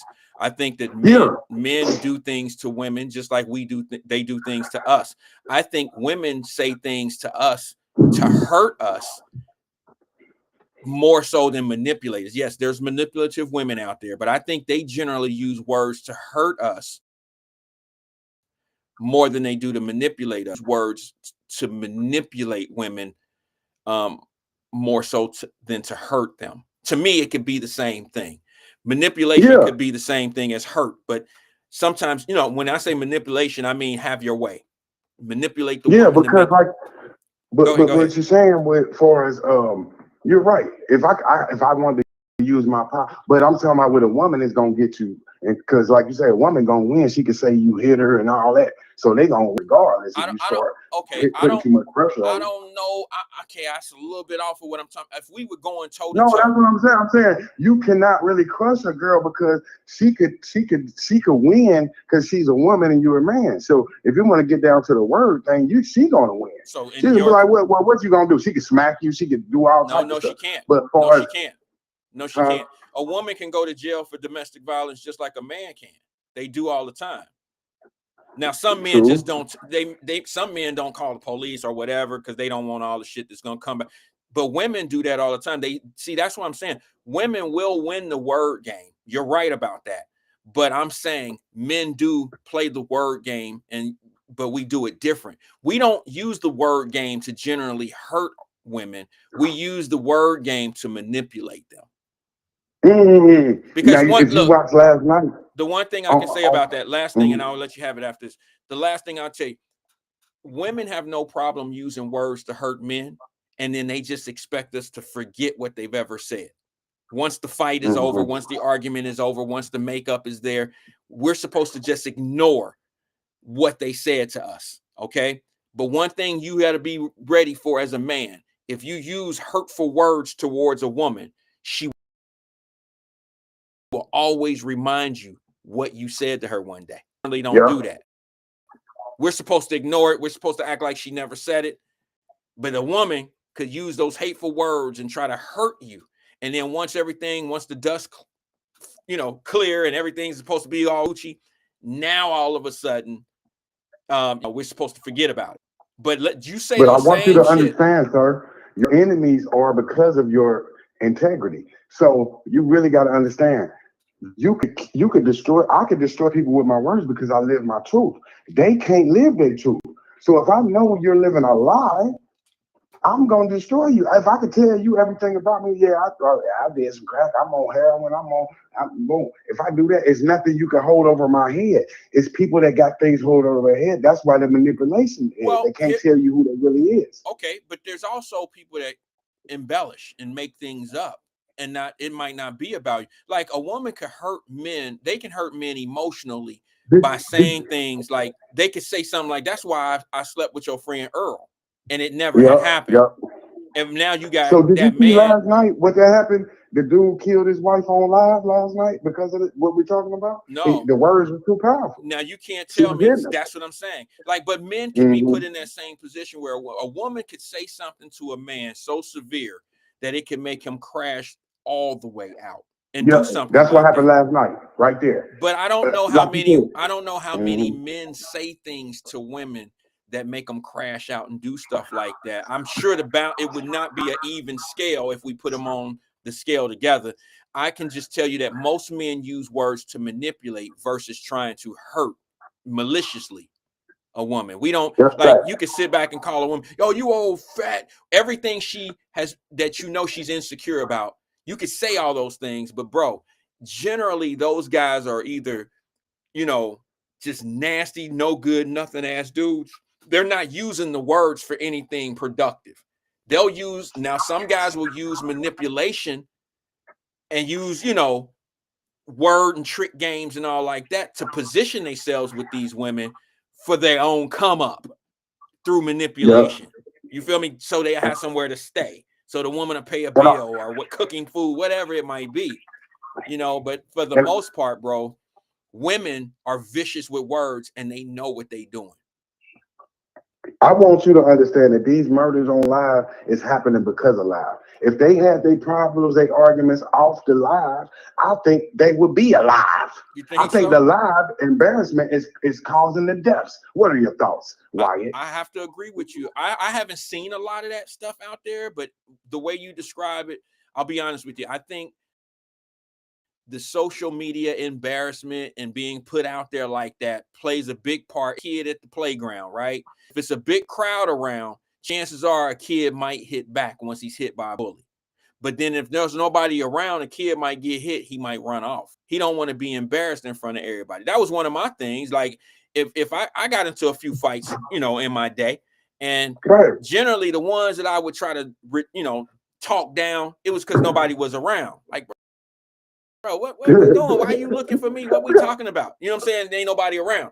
But let a crowd be around you in front of my whole damn court. You're not gonna do that because now I got to deal with everybody around me once this shit is over with.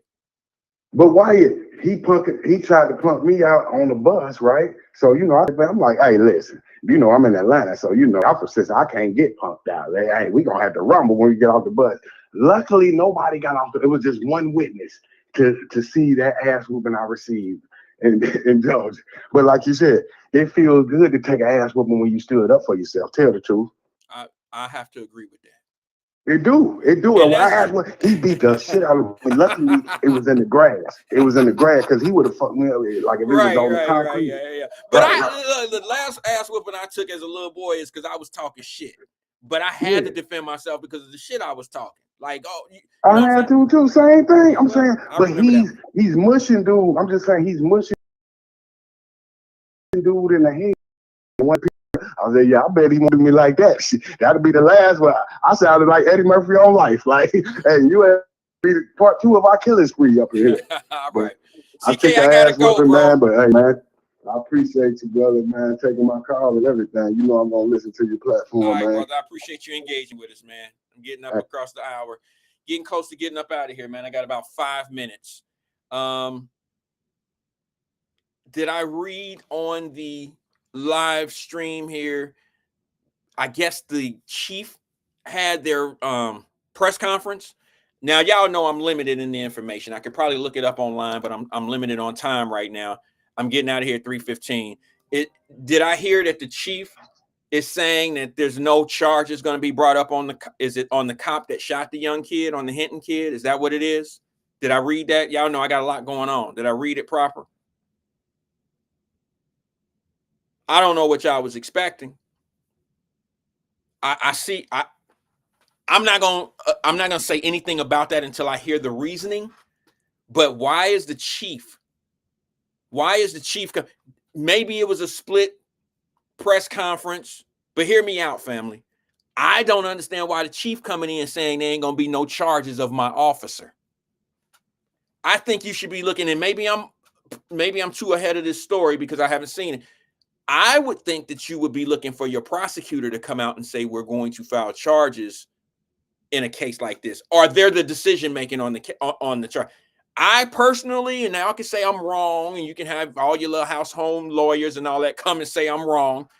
I'm not looking for the police chief to come out and tell me if they're going to charge the officer. I'm looking for your prosecutor to come out and say it. Maybe the prosecutor did come out and say it. Maybe she did. And but y'all told me that the police chief was having a press conference at 2:00 today. Am I missing something?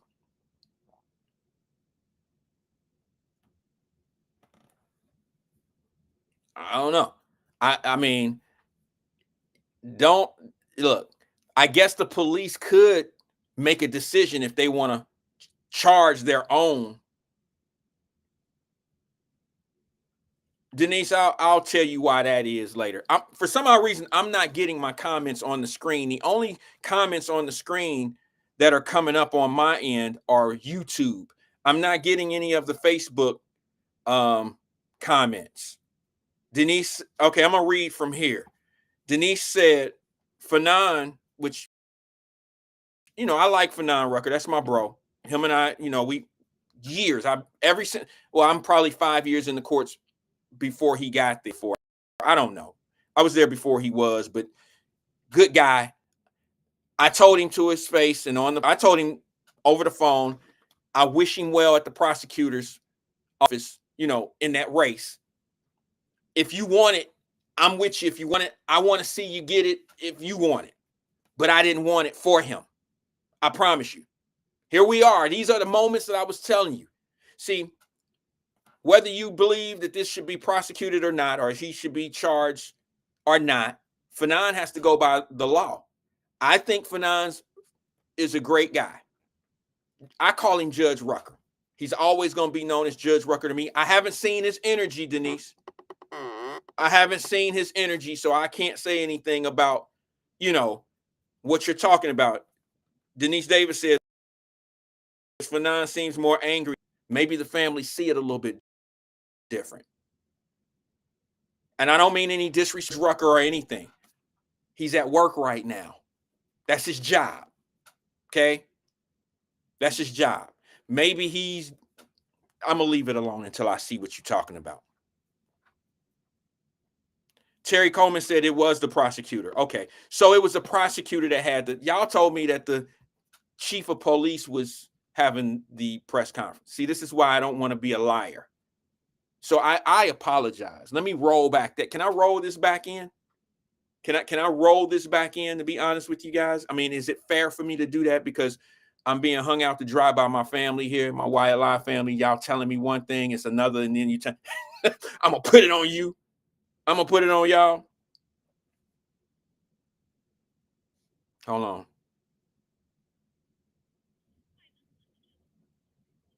Okay, that was a voicemail message that I had to get a hold of that. So I'm gonna do that. Fam, is that fair?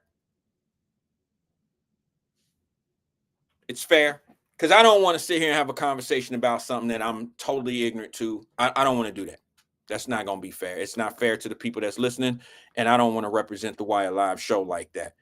For some odd reason, I can't see the comments there, so I have to look at my little small. Prosecutor said it. Okay, sorry guys, I'm reeling through the comments real fast. Connie Pillich is ruffling feathers. She is. This is what Fanon Rucker would have had to deal with being a prosecutor when you voted him in. This is why I didn't want it for him. This is why I didn't want it from him. Y'all think it's a Democrat-Republican thing. It's not. It's a law thing. It's a legal thing. That's all it is. I'm telling y'all. You can be mad at Connie Pillich if you want to. You can be mad at Joe Dieters if you want to. Unfortunately, there are certain things in place that they have guidelines on. And that's just the bottom line. If you don't like the decisions that they're making, then you have to change the laws. Go to your state representative and find out how we can change some of the state laws to work to your benefit. But you got what you voted for. You got what you voted for. And I'm not mad. I'm not trying to say there's something wrong. I'm saying that this is the same shit. Let me ask you a question, folks. If Joe Dieters was the prosecutor in Hamilton County up there, what decision do you think he would have came up with? Without hearing any facts, you already got it figured out. Without watching any video, you would say Joe Dieters' racist ass is not going to file charges on a police officer for shooting somebody. He ain't going to do that. You would already have that pre-notion. You would already say that, right?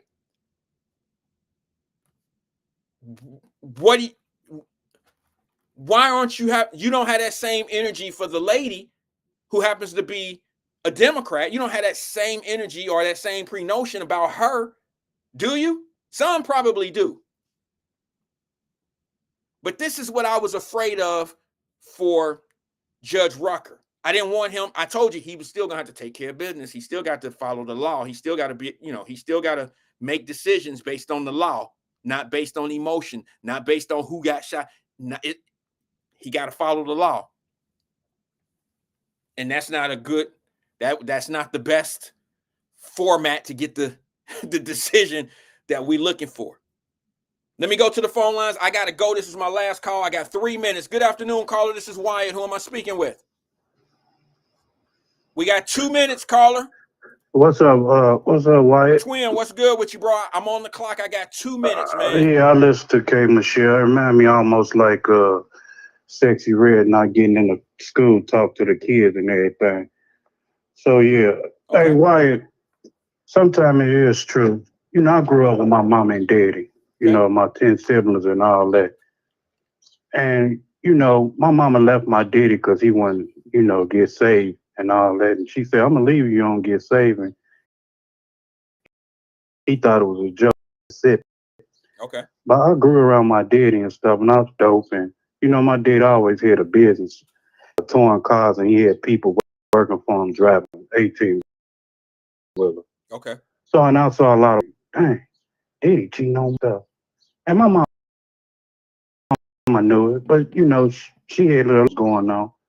But she wasn't no conflict. They wanted, like, going back, why you messing with my husband type? She did in her back then before she got saved. When she found out about my stepbrother, she beat his mama up, and that was the end of that. But as time progressed, the Lord, was on her side and everything, and she got, all the way Jesus way and everything, and it didn't really, fade. Whatever. So I think I took, you know,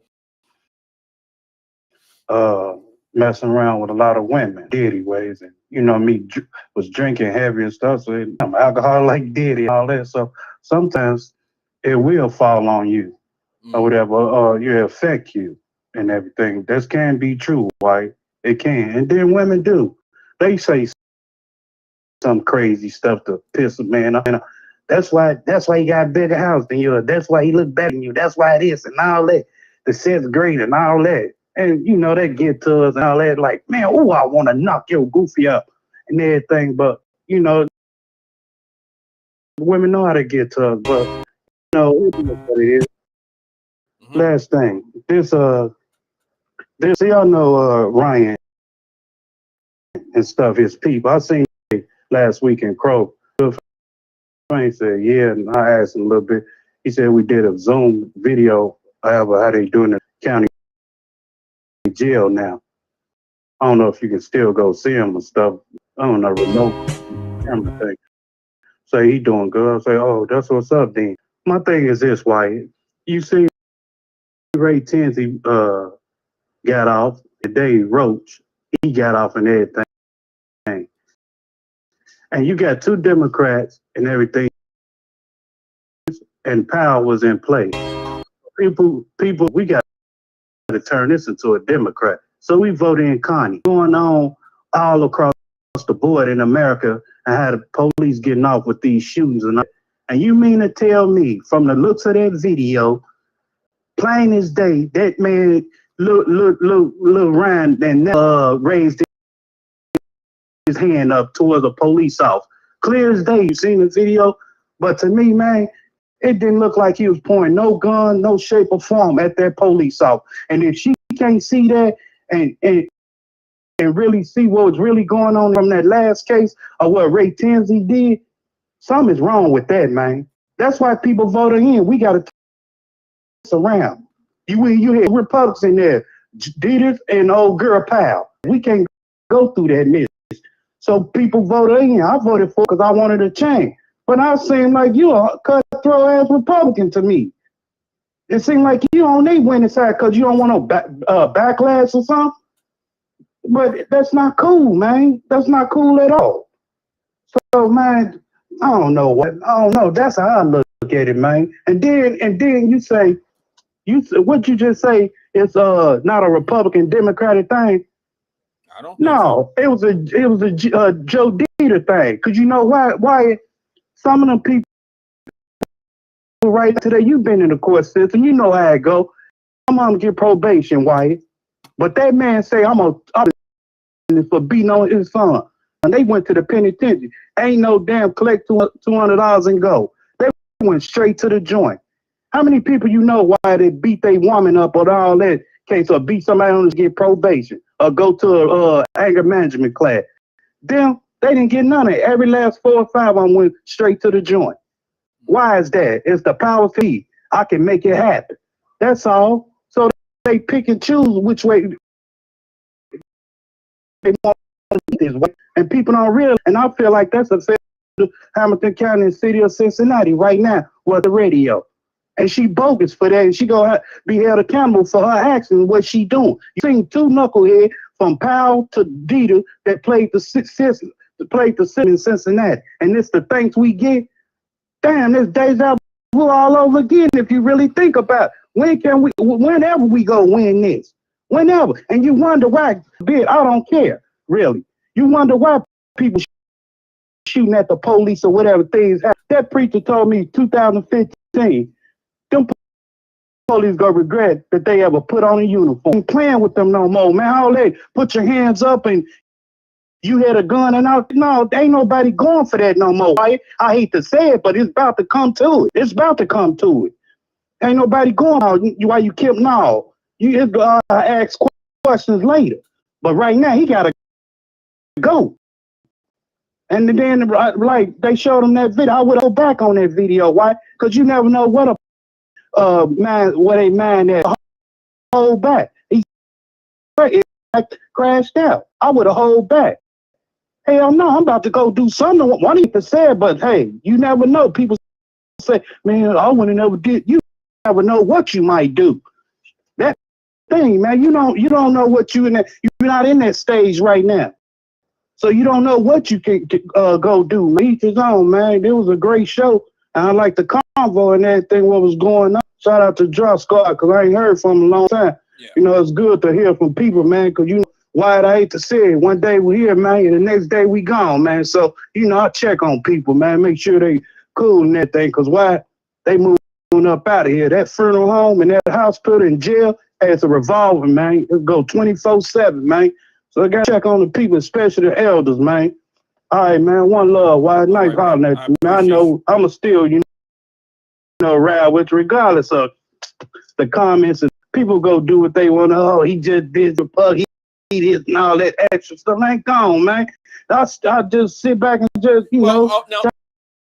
Pick up now. What's up, man? This is what you say. Flack. All right. You get a lot of flack. We all get flack from a master bad. You've been a manufactured bad guy for some people on other platforms. That's all I'm gonna say. Okay, it's all those years of Jeter's being what he is, and the races, and all that, and all the couple years that Melissa Powell. Oh, it's coming. I'm gonna express myself tomorrow. Let me say it.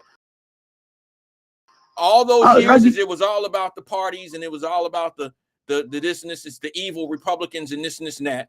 All you got to do is your own. Just did exactly all the, you know, did exactly what. It seemed like she a straight Republican, just like Cranley. Don't put it on that. Put it on systems. These systems are designed that way. It has nothing to do with the party that they exist in. And because I've seen Democrats shit on people, and well, the Democrats, the one that helped flood it through black community. All I'm saying to you is, both parties do black folks the same. The part has black folks thinking, we got you. Rather deal with somebody that don't clearly know it versus somebody that's pretending to have my back. It's clear as day for me. But everybody do their own thing. I ain't to make it into that. But look at this, White. But you got to see down the timeline, man. You had Jeter, whatever his name, and you had Powell. You had Republican prosecutors, and then they let both shootings and everything go. But damn Republican stuff. Let's go turn because to this Democrat. That's what they call it, because they know how to massage you. It's not. If it was, then Daddy would have let that guy. Man, that man Ray Tibbs was guilty all across the board. This man that shot that around was guilty, man. Okay, come on. You're upset. People look at it like, no, we gotta stop this justice and what they doing to our black kids. And what you think Tracy Hunter was about to do, man? Oh, 3-6. No, you ain't letting our NYs out. They stand. What you trying to help them for? Man, they railroaded that lady. Come on, man. You talking ain't no Democrat, Republican thing. Man, you better wake up while and get out that basement, man. Stop playing. Stop playing, man. I think you Stop playing, and then let people got tired. Hey, let's get this Democrat in there. Wait a minute, hold on. I think you misinterpreted what I was saying. I understand what you're saying, but I ain't trying to understand.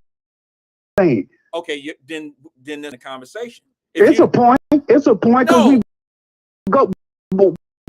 We both go intercept at the same. What come between the two if it's a party? What's the difference?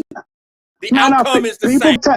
Look, you had two Republicans in there. Dieters and people got tired of the mess and what they did, what they was doing. Okay, we go switch it to a Democrat. We go try to build up, pay attention to our justice system, whatever, and see how can we rebound off this. Right. And what's the outcome?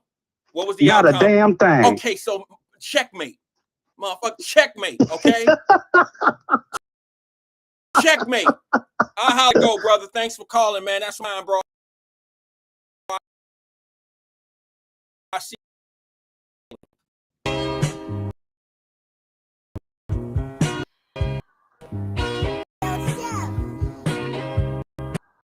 I wonder why it always seems to rain when I am alone with love.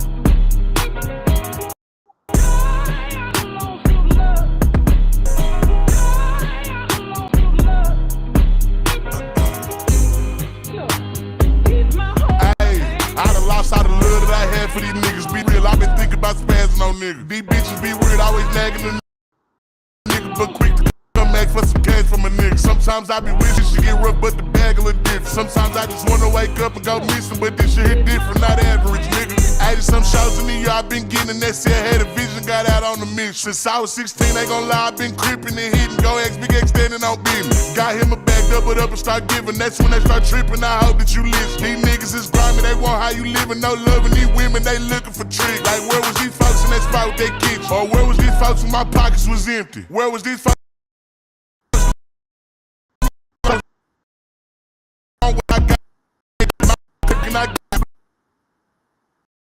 Not once did they check on my son, impressed I can't be with my boy every minute. I fell out with my brother, that shit hurt my spirit. But we all gotta keep his pole on them, they spinning. The life that he living, I know the sin. I got 2 little girls on the way, I been tripping. So from the love that I dub all these women. So God gave me 2, now I'm seeing it vivid. I get it, 1,000 more reasons for living. Know that I wanna check out and just give it up. How I got out of these problems, I'm rich as fuck. Hoes don't want love, all these hoes wanna tummy tuck. These niggas ain't gangsters, just mad that they broke it fuck. Ease the pain when I drink out that double cup. Only time that I'm hurt when I sober up. Smile in your face, but I swear that's a cover up. Rapping my pain, it's the shit that y'all wanted. Like where was these folks in that spot with their kicks? Or where was these folks when my pockets was empty? Where was these folks when long nights I was